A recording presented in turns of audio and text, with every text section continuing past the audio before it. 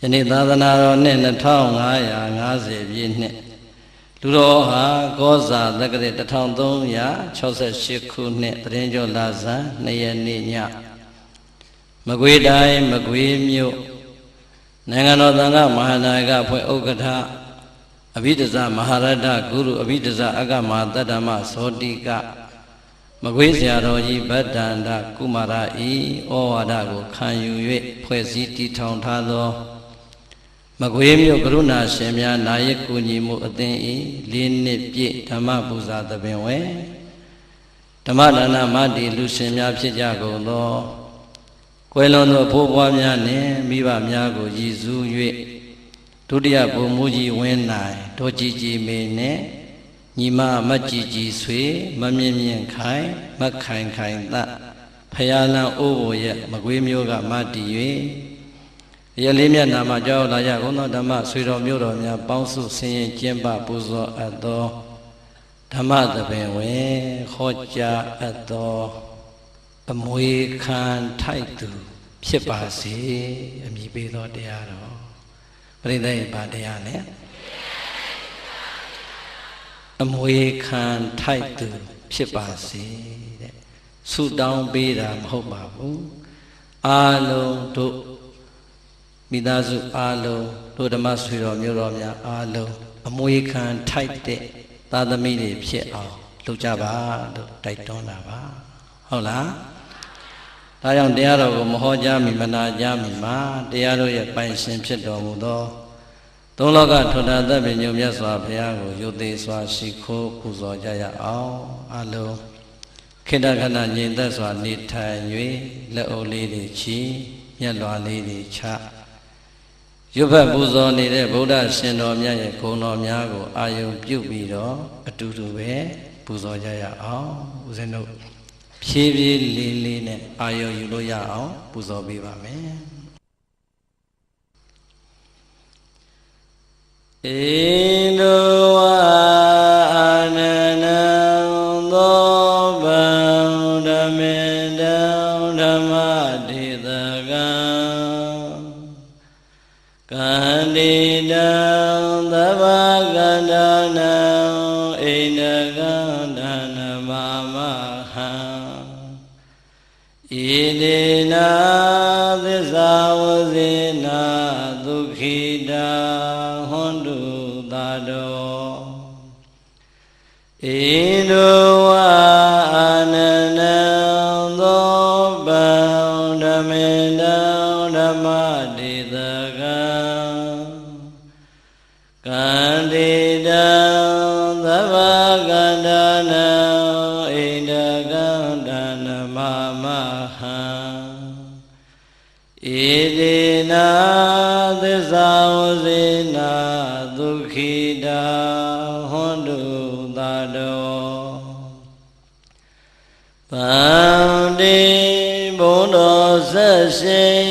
ရန်လုံးနေ၍ကိုယ်သိတင်းထလွန်မြင့်မြတ်တော်မူပေသောအရှင်မြတ်ဖရာ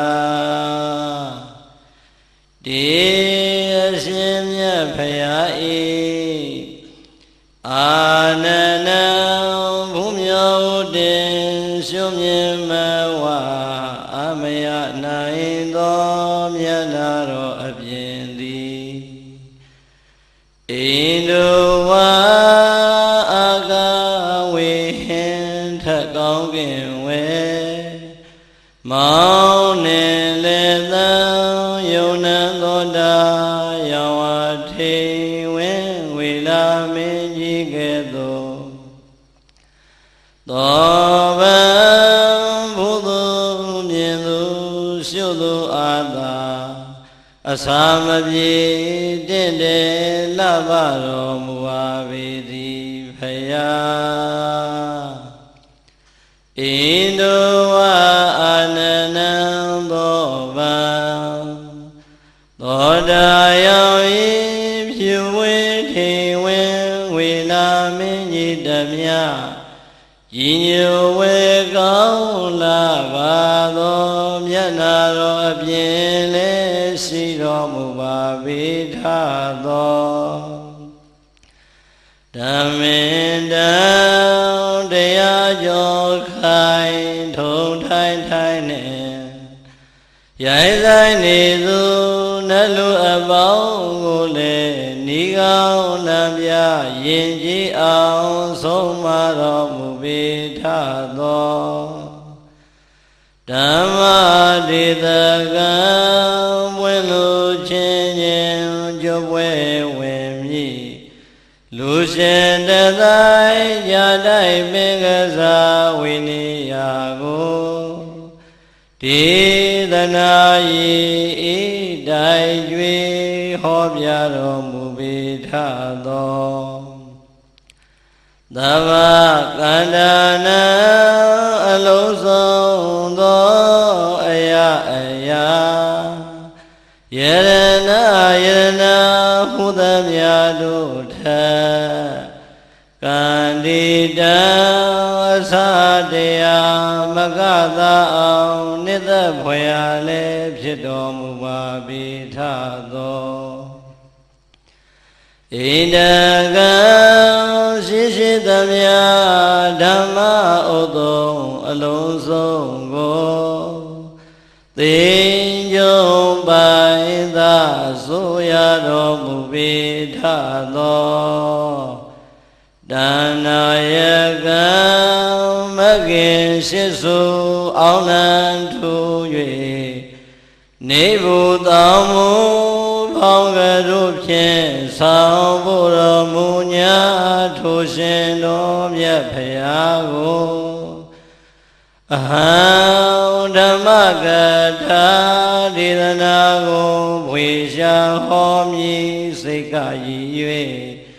ကြံစီအားထုတ်ဖရာတပည့်တော်အကျွန်ုပ်သည်နမမိ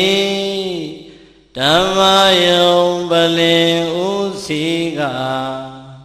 သရာဟောရွှေရွှေမြူပြည်လည်းရင်ရှိဥညောအခါကနေ၍အကျဉ်းချင်းကြောလိုက်ရပါတော့သည်မြတ်စွာဘုရား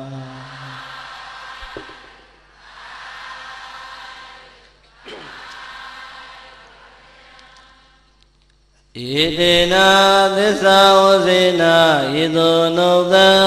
ဖော်ထုတ်ပြန်၍ဟုတ်မှန်စွာပြောဆိုရသောဗနာမသစ္စာစကားကြောင့်သာတောတရားချစ်ခင်စိတ်ကောင်းဝင်ရကုန်သောသင်သူတော်စင်တရားနာပရိသတ်ပေါင်းတို့သည်ဒုက္ခိတာအန္တရေပြောက်ပြက်စီဝါတက်လျက်စိတ်ဆက်ရွှင်လန်းဝမ်းပတ္တသာချမ်းသာခြင်းရှိကြကုန်သည်ဟွန်တုဖြစ်ကြပါစေကုန်သတည်းနေဒုက္ခသာကိုယ်ဆင်းရဲခြင်းစိတ်ဆင်းရဲခြင်းကိုယ်စိတ်နှပါတို့၏ဆင်းရဲခြင်းစွာသောဆင်းရဲခြင်းအပေါင်းတို့မှလည်းကင်းဝေးကြကုန်သည်ဟွန်တုဖြစ်ကြပါစေကုန်သတည်းနေဝေယသာအတ္တနုဝါဒဘိပရာနုဝါဒဘိတန္တာဘိဒုက္ခတိဘိအစရှိကုန်သောမကောင်းသော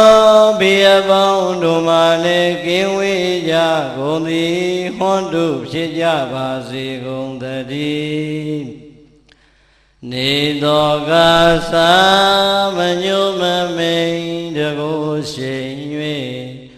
စိုးရိမ်မနှောင်ကြောင့်ကြပူဆွေးငိုကြွေးခြင်းတို့မှလည်းကင်းဝေးကြကုန်သည်ဟွန်တုဖြစ်ကြပါစေကုန်သတည်းဟွန်တုယခုစွာသောသစ္စာစကားနှင့်ပုလိုအပ်သောမေတ္တာတရှိန်ဝါတို့ကြောင့်အချိန်မကြာကိုစီကိုငါဖြစ်တော်မူနိုင်ကြပါစေကုန်သတည်း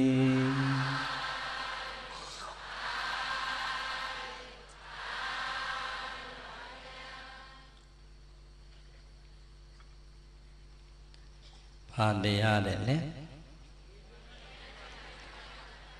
အမွေခံထိုက်သူဖြစ်ပါစေတဲ့ချမ်းသာသလိုထိုင်ပြီးတော့နာကြပါဟုတ်လားတင်မလင်ကိုထိုင်ရင်လည်းထိုင်အစဉ်ပြေသလိုထိုင်တယောက်နဲ့တယောက်အစဉ်ပြေသူ့ပေါင်းကိုပေါင်းမအလှည့်ကြနင်းထိုင်ဒီတဲ့အစဉ်ပြေသူ့ပေါင်းမအိတ်ကိုပေါင်းမအိတ်ပြီးတော့ထိုင်ကဲပြိဿပျော်ပျော်ပါပါဟုတ်လားအားလုံးတို့ပြိဿမရတရားလင်္ကာလေးကိုတန်ပြန်လိုက်ဆိုဒီလူအုပ်ကြီးနေတာဆိုလိုက်တော့တရားမင်းအောင်ကြသိမ့်ထားတော့ဟုတ်လားအားလုံးလိုက်ဆိုမယ်နော်ကျွေးမွေးမပြတ်ဆောင်ရွက်စီမံ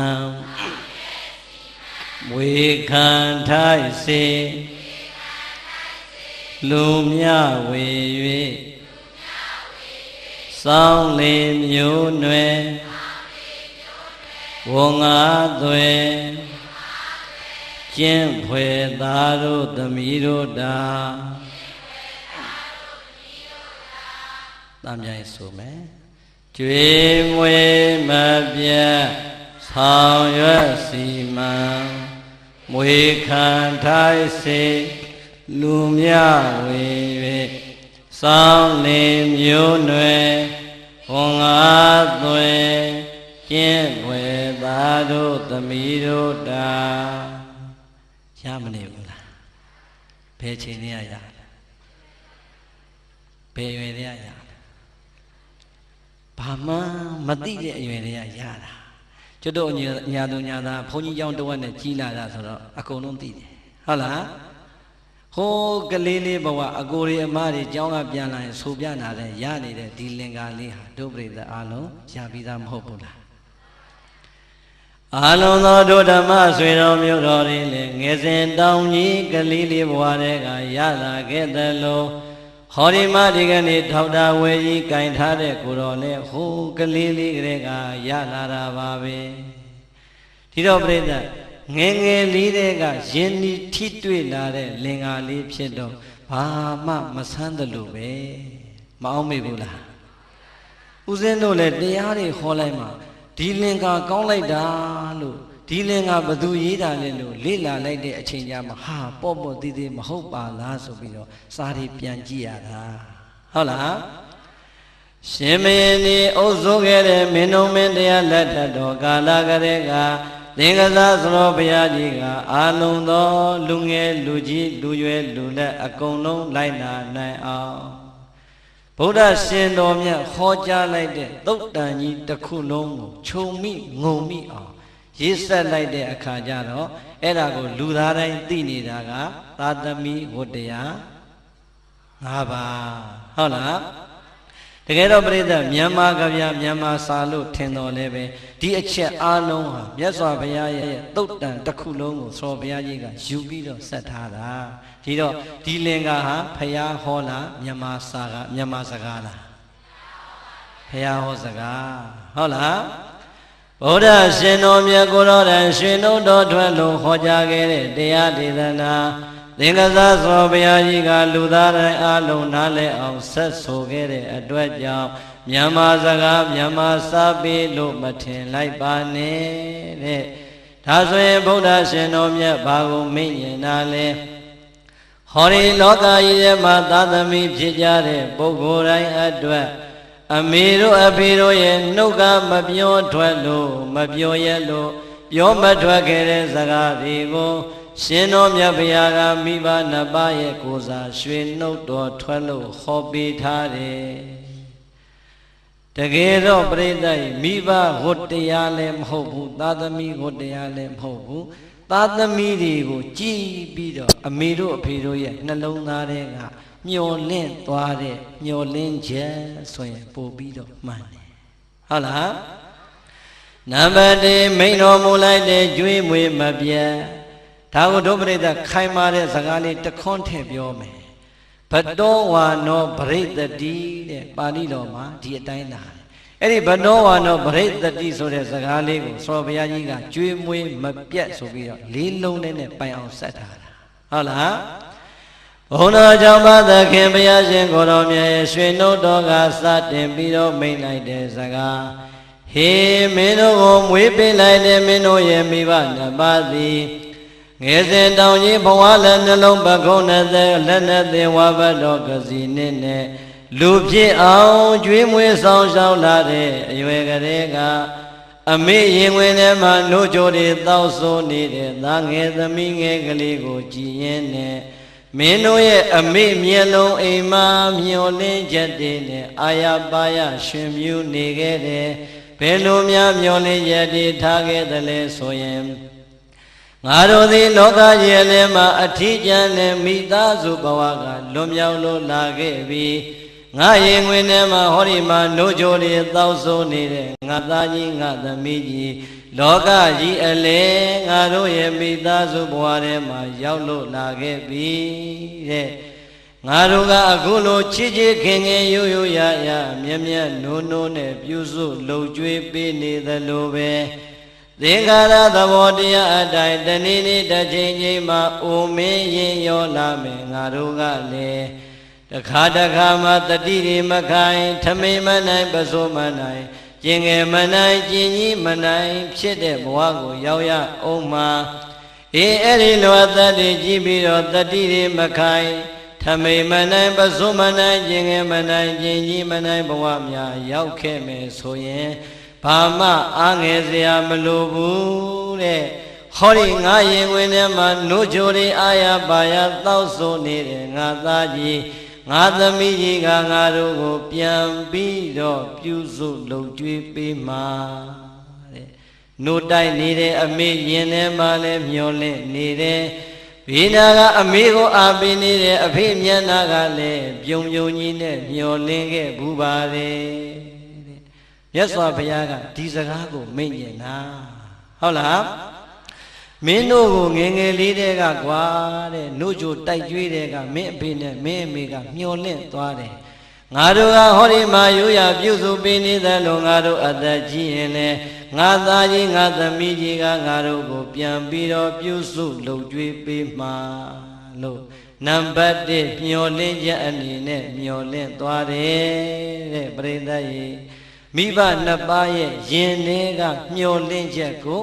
မိဘနှစ်ပါးကတော့မပြောရဲလို့မပြောထွက်ခဲ့ပေမဲ့မြတ်စွာဘုရားကရွှေနှုတ်တော်ထွက်လို့မိန့်ခဲ့ဘူးတယ်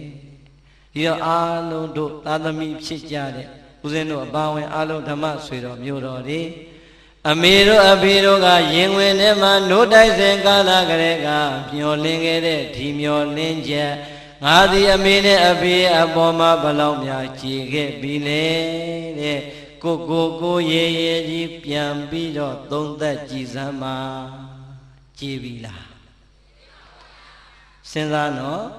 အမေတို့ကဟောဒီရင်ဝင်ထဲမှာနှုတ်ကြိုတိုက်ကျွေးစဉ်ကာလကလေးကမျောလင့်သွားတာဒီသားကြီးဒီသမီးကြီးကြည်လာရင်ငါတို့ကလည်းအိုလာမှာ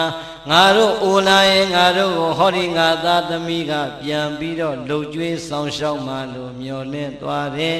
အဲ့ဒီမျောလင့်ချက်ကိုဘုရားကမိန့်လိုက်တယ်ဒါဆိုရင်တို့တရားနာပရိသတ်ပေါင်းသူတော်ကောင်းတွေအိမ်မှာရှိနေတဲ့မိဘနှစ်ပါးမရှိတော့တဲ့မိဘနှစ်ပါးရဲ့အပေါ်မှာငါဘလောက်တာဝန်ကြည်လိုက်သလဲကျွေးမွေးမပြတ်တာဝန်ငါဘလောက်များကြည်ပြွန်လိုက်သလဲလို့စဉ်းစားကြည့်စမ်းပါမကြည်သေးရင်ဘာလုပ်ရမလဲကြည်အောင်ဆက်ရမယ်ကြည်သွားတယ်ဆိုတဲ့အဆင့်ကတော့ရောက်ဖို့လွယ်ပါမလားမလွယ်ဘူးပြိဿတချို့သားသမီးလေးတွေရဲ့ဘဝမှာဝမ်းနည်းစရာကောင်းနေတဲ့စိတ်ဓာတ်တွေပေါ်နေကြတယ်အမေအိုအဖေအိုတွေတတိမခိုင်တော့ဘူးကျင်ငယ်ချင်းကြီးမနိုင်တော့ဘူးအေးမိမိရဲ့အိမ်ပေါ်မှာမိမိရဲ့မျက်စိရှေ့မှာမြင်နေပေမဲ့နှာခေါင်းလေးတရှုံရှုံနဲ့မလုံကျွေးမပြူးစိုးတဲ့သားသမီးတွေမြောက်များစွာရှိမနေဘူးလားကြည့်လိုက်စမ်းပြိဿဒီအချိန်ကျမှတတိမခိုင်လို့ကျင်ငယ်ချင်းကြီးမနိုင်တဲ့အမေတို့အဖေတို့ဘဝကကိုကမြင်ရတာကိုယ်တော်ကပြိဿအမေရင်ဝင်ထဲမှာပါချခဲ့တဲ့ဤတွေစုထားမယ်ဆိုရင်နေပါမလားမိမိပေါက်ချခဲ့တဲ့ရှူရှူတွေများစုထားမယ်ဆိုရင်ခါလံပုံတွေနဲ့တောင်တည်လို့ရမယ်ကဲ အမေတို့အဖေတို့ရဲ့စိတ်ဓာတ်တွေကသာအမလေးဒီလောက်ညစ်ပတ်တဲ့ကလေးသွားဟဲဆိုပြီးတော့များပြစ်ခဲ့မယ်ဆိုရင်ပြစ်ခဲ့တဲ့နှလုံးသားများမိဘနှစ်ပါးရဲ့ရင်ထဲမှာရှိမယ်ဆိုရင်ကိုယ့်ဘဝဟာလူဖြစ်ပါမလားဘလောက်ပင်ဆိုပါစေဘလောက်ပင်ຫນွေပါစေကျင်ငယ်ကျင်ကြီးဘယ်နှကြိမ်မဲပါချသွန်ချပါစေငါသားလေးကရှိစရာငါသမီးလေးကရှိစရာငါသားလေးကချစ်စရာငါသမီးလေးကချစ်စရာလို့ရင်ဝင်တွေကသားသမီးလေးကိုပျော်စရာလေးအဖြစ်နဲ့တော့အမေတို့အဖေတို့ကယူရပြီးတော့ကျွေးမွေးပေးခဲ့ရတာကိုယ့်အလဲကြမှာအမေနဲ့အဖေကိုယွန်စရာဆိုပြီးနှာခေါင်းရှုပ်နေအဲ့ဒီသားသမီးအမွေခံထိုက်ပါမလားဒါဘု து စကားလဲမင်းတို့မိဘနှစ်ပါးကမင်းတို့ကိုဟိုးငယ်ငယ်ကလေးတွေကနှုတ်တိုက်ကလေးကမွေးဖွားကလေးကမျောလင်းခဲ့တယ်ဒီမျောလင်းခြင်းမင်းတို့ကြည်အောင်မဆိုင်ရင်မင်းတို့သည်အမွေခံထိုက်တဲ့သာသမီမဖြစ်နိုင်ပါဘူးတဲ့ပရိသတ်ရေအဲ့ဒီအထဲမှာကိုဘယ်ဘက်မှာပါမလဲအလုံးတို့ပရိသတ်ဒီအမွေခံထိုက်တဲ့သာသမီဖြစ်ခြင်းသလားမထိုက်တဲ့သာသမီဖြစ်ခြင်းသလားကဲအမွေခံထိုက်တဲ့သာသမီကတော့လူတိုင်းမဖြစ်ခြင်းဘူးလားဖြစ်ခြင်းနဲ့အမွေခံထိုက်ပါတယ်ထိုက်ခြင်းပါတယ်ဆိုတဲ့ကိုယ့်ရဲ့လုံရဲ့လေးတွေပြန်သုံးသပ်ကြည့်ပါအောင်အမေနဲ့အဖေကိုဦးဖြားဖြားဓမင်းပူပူဟင်ပူပူလေးကောင်းကောင်းလေးနဲ့ဘယ်နှခါများလှုပ်ကြွေးပြီးပြီလဲကိုရတဲ့လက်ကားလေးတွေကိုရတဲ့ငွေကြီးလေးတွေနဲ့မိဘနှစ်ပါးအတွက်စေဝါကောင်းကောင်းလေးတွေဓာတ်စာကောင်းကောင်းလေးတွေနဲ့ဘယ်နှကြိမ်များတတိတရားနဲ့ကြော့ပြီးပြီလဲခြေစုပ်လက်နဲ့ဆိုတာအသာထားအောင်နော်ကျွတ်တို့တောသူတောင်သားလူရန်စားတွေရဲ့အသိဉာဏ်တွေထဲမှာသိပြီးတော့မလုပ်ဖြစ်တာတွေအများကြီးပဲဟုတ်တယ်မို့လားကိုမကလေးနှစ်ယောက်တော့ဟောဒီရင်ဝင်ထဲမှာလဲကင်ထားပြီးလက်မှာလဲတယောက်ဆွဲထားပြီးဆိုရင်တောင်ဝန်ကြီးတော်တော်ကြီးတယ်ထင်ပြီးတော့အမေနဲ့အဖေရဲ့အိမ်ကိုတော့မှမရောက်တဲ့သားသမီးတွေမြောင်များစွာမရှိဘူးလားမလုပ်ရဘူးနော်အမွေခံထိုက်ပါမလားဒီတော့အလုံးသောဒုဒဂရမပေါင်းသူတော်ကောင်းနေဟိုတော့ကမသိရသော၎င်းတတိမမူမိရသော၎င်းဖယားအမိန်စကားကိုမသိတဲ့အတွက်ကြောင့်သော၎င်းအမှုမဲ့အမှန်ပဲနဲ့နေခဲ့ကြပါလိမ့်မယ်ဒီကနေ့တည်သွားတဲ့အချိန်မှာပြင်လိုက်ပြီးဆိုရင်တော့သူတော်ကောင်းစည်ရင်ထဲမှာတော့ကြံအောင်မှာပါသိရင်မသိရင်သိပြီးတော့မပြင်းသူရုပ်မှာပို့ဆိုးသွားတယ်ဟုတ်တယ်မို့လားဒါကြောင့်မိမိတို့ရဲ့မိဘနှစ်ပါးသက်ရှိထင်ရှားရှိသေးတယ်ဆိုရင်တတ်နိုင်အောင်ကြိုးစားပြီးတော့ကျွေးမွေးပါတတ်နိုင်အောင်ကြိုးစားပြီးတော့ပြုစုလုပ်ကြွေးပါမိဘနှစ်ပါးရဲ့အပေါ်မှာမိမိတို့ရဲ့ယူရပေးလိုက်တဲ့ထမင်းပူပူဟင်းပူပူလေးနဲ့ခြာကျွေးလိုက်စမ်းပါမိမိတို့ရဲ့သိတတ်တဲ့အသိလိမ္မာလေးတွေနဲ့အမေတို့အဖေတို့ရဲ့နှလုံးသားကိုအေးချမ်းစေလိုက်စမ်းပါဟုတ်လားကျွေးမွေးမပြတ်ဆိုတာအဲ့ဒါပဲငါတို့ကကျွေးမွေးခဲ့သလိုပဲတဲ့ငါသားကြီးငါသမီးကြီးကြည့်ရင်လေငါတို့အားငယ်စရာမလိုတော့ဘူးပြုစုစောင့်ရှောက်မဲ့သူလောကကြီးမှာရလာပြီဆိုပြီးမျှော်လင့်ထားတယ်ဟုတ်လားတချို့သားသမီးလေးတွေပြောတာရှိသေးတယ်ကိုရောတဲ့ကိုမှလည်းသားသမီးနဲ့လူမွေးစည်းဝါးကတတ်နိုင်တဲ့လောက်တော့ကြွေးတာပဲတဲ့ဘယ်အချိန်တိုင်းတော့လုပ်ပေးနိုင်မလဲတဲ့ကဲအဲ့ဒါမျိုးတော့မကြဘူးလားစဉ်းစားကြည့်စမ်းကျုပ်တို့ခမည်းတော်အမေရိကကျုပ်တို့ကိုတတ်နိုင်တဲ့လောက်ရွေးပြီးမွေးလာတာဟုတ်ရဲ့လားအာရရရှိလို့မွေးလာတာဟုတ်ရဲ့လားတတ်နိုင်အောင်ကြိုးစားပြီးတော့မွေးလာတာ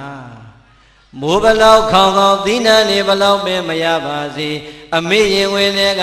မွေးလာမဲ့ကိုယ်နေကိုတော့အမေကယူရလို့ပေးနေတာပါပဲကိုယ်အလဲကြမှာတတ်နိုင်တဲ့လောက်တော့လှုပ်ကြွေးတာပဲဆိုတော့ကိုယ်ပါဇက်ကထွက်တဲ့စကားကြီးကအရန်အောက်တန်းကြမနေဘူးလားမပြောပါနဲ့ပြောလည်းမပြောပါနဲ့အဲ့ဒီစိတ်ဓာတ်တွေလည်းမရှိပါနဲ့အမေနဲ့အဖေကိုယူရလိုက်စမ်းမှာပြုစုလိုက်စမ်းမှာလှုပ်ကြွေးလိုက်စမ်းမှာအဲ့ဒါဆိုရင်မိဘနှစ်ပါးရဲ့နှလုံးသားမှာလည်းငြိမ်းချမ်းလိမ့်မယ်ကိုယ့်ရဲ့ဘဝမှာလည်းဖရာသာဓုခေါ်ခံရတဲ့ပုဂ္ဂိုလ်ဖြစ်သွားလိမ့်မယ်ဒီဘဝမှာလည်းជីវတိုးတက်လိမ့်မယ်ဘဝတန်ត្រာမှာလည်းအစဉ်မြင့်တဲ့သုဂတိဘဝကိုရောက်ရလိမ့်မယ်အကောင်းကြီးဖြစ်လာမှာပါဟုတ်လား ဒီတော့နံပါတ်1အမွေခံထိုက်ဖို့ဆိုရင်မိဘကိုဘာလုပ်ရမလဲပြုစုလုပ်ကြွေးရမယ်ဒါဆိုရင်နံပါတ်2အပိုက်ကဘာတဲ့လဲဆောင်ရွက်စီမံနဲ့ဟောဒီငါတို့ရဲ့ရေဝင်ထဲမှာနှုတ်ကြိုတွေတောက်ဆုံနေတဲ့ငါသားငါသမီးကြီးတပြေးတပြေးနဲ့လူလုံးလူပန်းကြီးကြီးလာမှာဘဝမှာပညာရေးနယ်ပယ်စီးပွားရေးနယ်ပယ်တွေကူးဝင်လာတဲ့အခါရောက်ရင်ငါတို့လုံနေတဲ့ငါတို့ရဲ့လူမှုရေးတာဝန်တွေစီးပွားရေးတာဝန်တွေပညာရေးတာဝန်တွေဘာသာရေးတာဝန်တွေကိုပခုံးပြောင်းပြီးတော့ငါတို့ကိုကူညီစောင့်ရှောက်ပေးမှာလို့မိဘနှစ်ပါးရဲ့ယင်ထဲကနံပါတ်2ညှို့လင်းချက်ပေါ်လာပြန်ပြီတဲ့ဟုတ်လားမင်းတို့ရဲ့မိဘနှစ်ပါးကမင်းတို့ကိုဒုတိယမျောလင်းကြတဲ့မျောလင်းသွားပြန်တယ်ဖယားမိန်တော်မူလိုက်တယ်အဲ့ဒါပါလေဆိုရင်မင်းတို့အသက်ကြီးလာရင်လူလားမြောက်လာရင်သူတို့မလုံနိုင်တဲ့လူမှုရေးစီးပွားရေးပညာရေးဘာသာရေးတာဝန်တွေကိုမင်းတို့ကသူတို့ကိုယ်စားပခုံးပြောင်းပြီးတော့ဆောင်ရွက်ပေးမှလို့မျှော်လင့်ထားတယ်အေးအမေတို့အဖေတို့မျှော်လင့်လိုက်တယ်အဲ့ဒီမျှော်လင့်ခြင်းနံပါတ်2ကိုရောမင်းတို့ဘလောက်ဖြည့်ပြီးကြပြီလေဖခင်ကမေးလိုက်ရင်တို့ပြိဿဘလို့ပြန်ဖြည့်မလဲအေးပြန်မဖြည့်ရဘူးလို့မှားလိုက်လားဖြည့်စရာစကားမရှိဘူးမို့လားစဉ်းစားနော်ပြိဿဟောဒီထဲမှာဝန်ထမ်းတွေရဲ့သားသမီးတွေပါမယ်ဟောဒီထဲမှာလယ်သမားတွေရဲ့သားသမီးတွေပါမယ်ဟောဒီထဲမှာဂုံသည်တွေရဲ့သားသမီးတွေပါမယ်မပါဘူးလားအိမ်ကအဖေတရွေးကြီးထမ်းပြီးတော့60ကျော်အရွယ်အထိလှုပ်ကြွေးရတာမြင်နေရအောင်မယ်အိမ်ကအဖေအစိုးရကပင်စင်ယူပြီးတာတောင်မှရက်သေးရွာတယ်ရှောက်ပြီးတော့ရှာရတာတွေ့ရအောင်မယ်မတွေ့ရဘူးလားစဉ်းစားကြည့်စမ်းပြောနေတာကထေရဝါဒဗုဒ္ဓဘာသာဗုဒ္ဓရဲ့အဆုံးအမကိုထေရဝါဒလမ်းစဉ်အတိုင်းခံယူနေတဲ့နိုင်ငံကြီးလည်းပြောရဲ့ကဲပရိသတ်ဒီမြန်မာနိုင်ငံကနေ international တစ်ခုတစ်ကမ္ဘာလုံးကိုပတ်ကြည့်လိုက်စမ်းဝန်ထမ်းတစ်ယောက်ဟာအသက်ဘယ်လောက်မှပင်စင်ပေးလဲ60မြန်မာနိုင်ငံတစ်နိုင်ငံနဲ့ဟုတ်ရဲ့လားနိုင်ငံတကာမှာဒီအတိုင်းပဲဒီတော့ပြိဿဝန်ထမ်းတစ်ယောက်ဟာအသက်60မှာပင်စင်ယူရတယ်တဲ့ဘာကြောင့်ပင်စင်ယူရတာလဲဟောဗျာမကွေးမျိုးလောက်လှတာမရှိပါဘူးပြုံးမပြပါနဲ့ပြောပြရင်တော်ပါပြီဟမ်ပရိသတ်မျက်စိတွေမုံလာပြီနားတွေထိုင်လာပြီခါးတွေကိုင်းလာပြီလက်တွေမတန်တော့ဘူးအရက်စကားနဲ့ရှင်းအောင်ပြောရင်ဟေးမင်းမျက်စိမုံပြီနားထိုင်ပြီခါးကိုင်းနေမင်းလက်တွေတုံနေပြီမင်းမလုံနဲ့ကွာအိမ်ပြန်ပင်စင်ယူလိုက်တော့လို့ပြောတာနဲ့မတူဘူးလားတတိတွေကလည်းမေးလျော့လာပြီးခန္ဓာကိုယ်ကြီးကလည်းမတန်ဆွမ်းတော့ဘူးခေါင်းပေါ်ကိုကြည့်လိုက်ပြန်တော့လေသပင်တွေကဖြူနေပြီဒါကြောင့်မင်းပင်စင်ယူတော့တဲ့ဟုတ်လားအဲ့တော့60ပြည့်ရင်ပင်စင်ပေးတာကတော့နိုင်ငံတကာရဲ့စီကံဖြစ်တဲ့အတွက်ကိုယ့်အိမ်ကအဖေဝန်ထမ်းဆိုရင်အသက်ဘယ်လောက်မှပင်စင်ရမှာ60နော်ဒါဆိုရင်အသက်60ရွယ်မှာတတိတွေချွတ်ချော်လာပြီခါးတွေကိုင်းလာပြီနားတွေထိုင်းလာပြီဆံတွေဖြူလာပြီမျက်လုံးတွေကမုံလာပြီလက်ချေတွေမတန်တော့တဲ့အတွက်ကြောင့်ပင်စင်ပေးလိုက်ပါပြီတဲ့နိုင်ငံတော်ကတော့ပင်စင်ပေးလိုက်ပါပြီအိမ်ပေါ်ရောက်လာတဲ့ကိုယ့်အဖေနဲ့ကိုယ့်အမေသားသမီးတွေကပင်စင်ပေးပြီးပြီလားစဉ်းစားနော်အဖိုးကြီးတွေအဖွားကြီးတွေ60ဆိုတဲ့အရွယ်ဟာကံကောင်းထောင်းမှလို့နေရမှာမှနောက်ထပ်10နှစ်15နှစ်60အထိဒီသားသမီးတွေစားဖို့ရှာခဲ့ရတယ်နေဖို့ရှာခဲ့ရတယ်ပညာသင်ပေးဖို့ရှာခဲ့ရတယ်မစွန်တဲ့ကောင်လေးတွေကောင်မလေးဆိုရင်ကျင်ရတော့မှရှာမပေးရဘူးလားအေးအဲ့ဒီတော့မိဘက60အထိဒီတာဝန်တွေကိုအဆက်ယူလာခဲ့ပါလေနဲ့60ပြည့်လို့နိုင်ငံတော်ကပင်စင်ရတဲ့အဖေကပင်စင်စာအုပ်လေးကင်ပြီးတော့နေပူကျဲကျဲမိုးရွာထဲမှာပင်စင်ထုတ်နေရသေးတယ်ဆိုရင်အဲ့ဒီသားသမီးတွေရှက်စရာမကောင်းဘူးလားဝန်ထမ်းသားသမီးဆိုရင်လည်း60ပြည့်သွားတဲ့အဖေကိုပင်စင်ပေးပြီးပြီလားလို့စဉ်းစားကြည့်စမ်းပါလယ်သမားသားသမီးကုန်တဲ့သားသမီးဆိုရင်ရော60ပြည့်သွားတဲ့အဖေတို့တန်ဆွမ်းသေးရဲ့လားတန်ဆွမ်းသေးရဲ့လားမတန်ဆွမ်းတော့တဲ့ဒီအဖေနဲ့အမေကိုပင်စင်ဘာလို့မပေးနိုင်ရတာလဲဝမ်းနေစရာမကောင်းဘူးလား နိုင်ငံတော်ကပင်စင်ပေးလိုက်ပြီးတော့ပင်စင်စာအုပ်လေးခေါင်းအောင်မှထိုးထားရင်းနဲ့အင်္ဂါမွေးလာတဲ့သားသမီးကတဆင်မွေးလာတဲ့မြည်ကလေးကိုလက်ကဆွဲကြောင်းလွယ်အကြီးကိုတစ်ဖက်ကလွယ်ထမင်းကြိုက်ကိုင်းရိုင်းတိုင်းနဲ့ကြောင်းကျိုးကြောင်းပိုးလုပ်ရတဲ့အဖိုးကြီးအဖွားကြီးတွေလည်းမြောင်များစွာရှိဘူးလားကဲပြိဿစဉ်းစားကြည့်လားနိုင်ငံတော်ကတော့ပင်စင်ပေးလိုက်တာသားသမီးပင်စင်မပေးလို့ဘဝမှာမချမ်းသာသေးတဲ့မိဘနှစ်ပါးရဲ့ဘဝတွေမြင်နေရတာမရှိဘူးလားကဲအဲ့ဒီသားသမီးတွေအမွေခံထိုက်ပါမလားစဉ်းစားတော့ဖယားမိတ်တဲ့စကားဟုတ်လားအမွေခံမထိုက်ဘူးဆိုမှတော့သွားပြီအဲ့ဒီသားသမီးနတ်ပြည်တွေနိဗ္ဗာန်တွေဆူတောင်းမနေနဲ့ဘယ်သွားမလဲအေးကိုပြောတဲ့နေရာကိုသွားကြဘူးဟုတ်လားဟမ်စဉ်းစားတော့နိုင်ငံတော်ကလည်း60ပြည့်လို့ပင်စင်ပေးလိုက်ပါပြီဝန်ထမ်းဘဝမှာ60ပြည့်လာသလိုပဲကုန်းတဲ့ဘဝမှာလေသမားဘဝမှာ60ပြည့်လာရင်အတူတူပါပဲမျက်စိတွေမှုံနာတွေထိုင်ခါတွေကိုင်းလာတဲ့ဒီအဖိုးကြီးဒီအဖွားကြီးတွေကိုအင်္ဂါသားသမီးတွေကမြည်ထိန်ခိုင်းမြန်ပြီ60ရွယ်သမင်ဖြူကမှဒေါင်းတင်တင်တီးနေတဲ့မင်္ဂလာပွဲကိုလည်းလွတ်ပြန်ပြီမသွားရဘူးလားသားသမီးတွေမှာတော့အဖိုးကြီးပွားကြီးတွေကလူမှုရေးပြတ်မှာဆိုလို့ဆိုဖိတ်စာလေးကန်တုံကြည့်နဲ့ဟိုးဒေါင်းတင်တင်ကြားတယ်လေသွားပြီးတော့မင်္ဂလာဆောင်မလိုက်ရဘူးလားကဲပြိဿဆက်စရာမကောင်းဘူးလား60အထိလှုပ်ကြွေးလာပြီပဲတော်ပါတော့အနာပေးလိုက်ပါတော့ဟုတ်လားအဖေတို့အမေတို့ရဲ့ယင်ထဲမှာတော့မိမိကိုမွေးကင်စားရွယ်တဲ့ကမျောလင့်လာတဲ့အခါအဲ့လိုများလှုပ်နေရရင်သားသမီးညိုညင်မှာစိုးလို့လှုပ်ပေးနေရပြီမဲ့အဖေနဲ့အမေရဲ့ယင်ထဲကတောကအပူဟာငြိမ့်မှာမလားအောင်မလေးကွာငါတို့မွေးအောင်လဲကြိုးစားကြရတယ်ကြွေးအောင်လဲကြိုးစားကြရတယ်ပညာလဲသင်ကြရတယ်သာသမီရမြည်ရတာတော့မှငါတို့ကိုဒီတိုင်းပဲခိုင်းလို့ကောင်းတော့နဲ့ယင်ထဲမှာတော့တောကရာသည်ပါပဲယင်ထဲကတောကတွေဟာငြိမ့်မှာမလား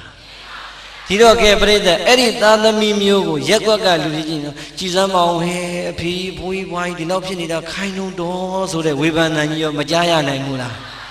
ကြားရနိုင်တယ်အဲ့ဒီတဲ့ဝမ်းနေစရာကောင်းတာကပြိဿတချို့အဖိုးကြီးဘွားကြီးတွေကလေဝါသနာလေးပါလာလို့ငါတရားပွဲတောင်းမယ်နော်တို့တရားပွဲတောင်းမယ်ဆိုဟာဖေတို့မင်းတို့ကလည်းဗျာနေသမ်းမှာဒီညဇကားကောင်းလို့ပါခင်ဗျားတို့မြည်နေတဲ့အိမ်မှာအိမ်ဆမ်းမှာဆိုတော့သွားလို့ရသေးလား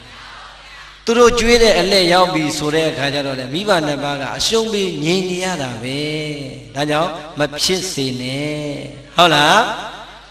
ကျွေးမွေးမပြတ်ဆောင်ရွက်စီမံဟောဒီတာဝန်နေရကိုမကြေပြုံကြဘူးဆိုရင်တော့အဲ့ဒီသာသမီတွေမြတ်စွာဘုရားမိန့်လိုက်တာအမွေခံလုံးဝမထိုက်တဲ့သာသမီတွေဖြစ်ပါပြီဝမ်းနဲ့စရာမကောင်းဘူးလားဒါကြောင့်မိမိဒီဘယ်အထက်မှာပါမလဲကိုရဲရဲကြီးဆင်ရင်ရဲရဲကြီးသုံးသပ်ပြီးရင်ဒီကနေ့ကစားနောင်မနက်ဖြန်ကစားပြီးတော့ငါသည်အိမ်ငါအဖေနဲ့ငါအမေကိုပင်စင်ပေးတော့မယ်ကလေးမထိုင်ကလေးထိမခိုင်းတော့ဘူးဟိုနာဒီနာမခိုင်းတော့ဘူးအိမ်ဆောင်မခိုင်းတော့ဘူးတရားပွဲပဲသွားခိုင်းတော့မယ်လို့လမ်းကြောင်းပြောင်းလိုက်ရင်အချိန်မမီဘူးလားကဲဒါဆိုရင်ပြိဿဘယ်နှချက်ပြီးသွားပြီလဲနှစ်ချက်သာပြီးတယ်နာယီဝဲရှိနေ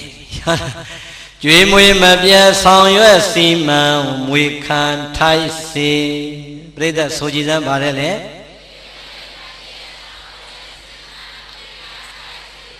မွေခံထိုက်စေဟဲ့စကလုံးလေးမလှဘူးလားကျုပ်ကဆရာတော်ကြီးအုံနောက်ဖောက်စားတာဒီစကလုံးယူပြီးမှအမွေခံထိုက်သူဖြစ်ပါစေဆိုနည်းနည်းပြောင်းလိုက်တာဟုတ်လားငွေခံထိုက်စေတဲ့နော်ပြိဿစကလုံးလှတယ်မိဘနှစ်ပါးကမိမိကိုနိုးရိုးတိုက်ကျွေးတဲ့အရွယ်တုန်းကတတိယမျောလင့်သွားတဲ့မျောလင့်ချက်ကငါတို့သည်ဟောဒီလောကရဲ့လည်းမှာစီဝါတွေပညာတွေရှာရင်းနဲ့တပြေးပြေးနဲ့သေဆုံးသွားကြမှာငါတို့သေဆုံးသွားမယ်ဆိုရင်ဘာမှပူစရာမလိုတော့ဘူးဟောဒီလောကကြီးထဲမှာလောကုတ္တရာနယ်ပင်မှာထားခဲ့တဲ့လောကုတ္တရာအမွေတွေရှိတယ်လောကီနယ်ပင်မှာထားခဲ့တဲ့အိုးအိမ်ချမ်းမြေတိုက်တာရွှေငွေတွေကြံခဲ့လိမ့်မယ်ဟောဒီကြံခဲ့တဲ့လောကီလောကုတ္တရာအမွေကောင်းတွေကိုဖြင့်ဟောဒီငါသားတွေငါသမီးတွေကဆက်ပြီးတော့အမွေခံကြမှာ ငါတို့အမွေတွေကိုလည်းအမွေခံမဲ့သားသမီးတွေရပြီဆိုပြီးတော့ကိုယ့်ကိုနှုတ်တိုက်နေရင်အမေတို့အဖေတို့ကပျော်လာခဲ့တာဟုတ်လားဒီတော့သားသမီးတွေရဲ့ဘဝဟာဟမ်မကြဘူးလားအမေဖေသေးတော့အမွေတွေဘယ်လိုရလဲသားသမီးတွေရတာသိကြလားအမေနဲ့အဖေသေးရင်သားသမီးတွေအမွေခံထိုက်တယ်ဆိုပြီးတော့အမွေတွေယူလိုက်ကြတာပရိသတ်ရဲ့ပြေးရပြေးကြောင်ခွဲလို့မပြီးဘူးဆိုရင်ယုံအောင်တက်ပြီးတော့အမွေခံထိုက်တာ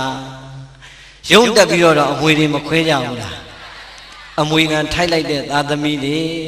အမေနဲ့အဖေအသက်ထင်ရှားရှိစဉ်ကာလတုန်းကတော့ဟိုသားကိုပို့ပြီးတော့မျက်နှာလိုက်တဲ့ဒီသမီးအငယ်ကြတော့ပို့ပြီးတော့ဦးစားပေးတယ်ဆိုပြီးတော့စိတ်ကောက်တယ်လို့စိတ်ဆိုးတယ်လို့နဲ့အမေနဲ့အဖေရဲ့အိမ်ကိုမလာအမေနဲ့အဖေသေးပြီဆိုတဲ့အခါရက်ကွက်ကသိအောင်သားသမီးအရင်မှန်သိအောင်ငိုရတာလေပင်ပန်းကြပါတယ်ဒီလိုသားသမီးတွေရောမရှိဘူးလားအောင်းဖို့ကောင်းတယ်အမေနဲ့အဖေအသက်ထင်ရှားရှိတယ်ကတော့အမေတို့ကသူ့ကြတော့ပူပြီးတယ်ကျွန်တော်ကြတော့လုံးမပေးဘူးဆိုစိတ်ဆိုးမလားသေတဲ့အခါကျအဲ့ဒီလူကအကျဉ်းငိုတာဘာဖြစ်လို့လဲအမွေစင်းထဲမှာမပါမှာကြောက်လို့ဟုတ်လားဒီတော့ပြိဿအမွေခံထိုက်ပါတယ်ဆိုပြီးတော့လောကဥပဒေကရောမပေးထားဘူးလားလောကဥပဒေကပေးလို့စားလိုက်ပေမဲ့ပြိဿအမွေကိုတခင်မထိုက်တဲ့သားသမီးဟာခံစားတိုင်းကြောက်เสียမကောင်းဘူးလား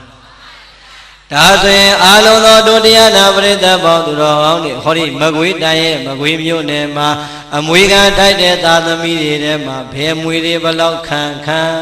နဲ့အမေတို့အဖေတို့လက်ထက်တုံးကဖရာတကာကျောင်းတကာတွေဖြစ်သွားတဲ့မိဘတွေမြောင်များစွာမရှိဘူးလားဇယက်တကာလမ်းတကာဂူကျောင်းတကာဖြစ်သွားတဲ့မိဘတွေမရှိဘူးလားကဲပရိသတ်နောက်တစ်ခုမေးမယ်နော်ဟောဒီမှာစင်းနေရွှေတွေငွေတွေတိုက်တွေကားတွေကြတော့လူရက်ပြီးတော့ငါတို့လဲဆိုင်နေငါလဲပိုင်နေလို့ခွဲနေလိုက်တဲ့သာသမီတွေအဖေတို့အမေတို့လူခဲ့တဲ့ဇယက်တစောင်းဂူကြောင်းနေကြတော့ဟေ့ဒါကတို့အမေလူခဲ့တဲ့ဇယက်ဒီဇယက်ကိုငါတို့အမြဲတမ်းမပြတ်အောင်ထိမ့်သိမ်းစောင့်ရှောက်လူမယ်ဘယ်သူမှမကတ်နဲ့ဆိုပြီးတော့များအဲ့ဒီကောင်းမှုအလှူတွေကြတော့အမွေကိုလူခွဲတာကြားဘူးလားတချို့ဘုန်းကြီးတွေကအပြောကောင်းတယ်တကားလေးတွေလာအောင်ဒါမင်းတို့မိဘတွေလူခဲ့တဲ့ဇယက်ကွာအခုပြိုကြတော့မယ်ငါလည်းပြင်ကောင်းမလားစဉ်းစားမင်းတို့မိဘအမွေဆိုတာခံယူထိုက်တယ်ကွာပြင်ညာ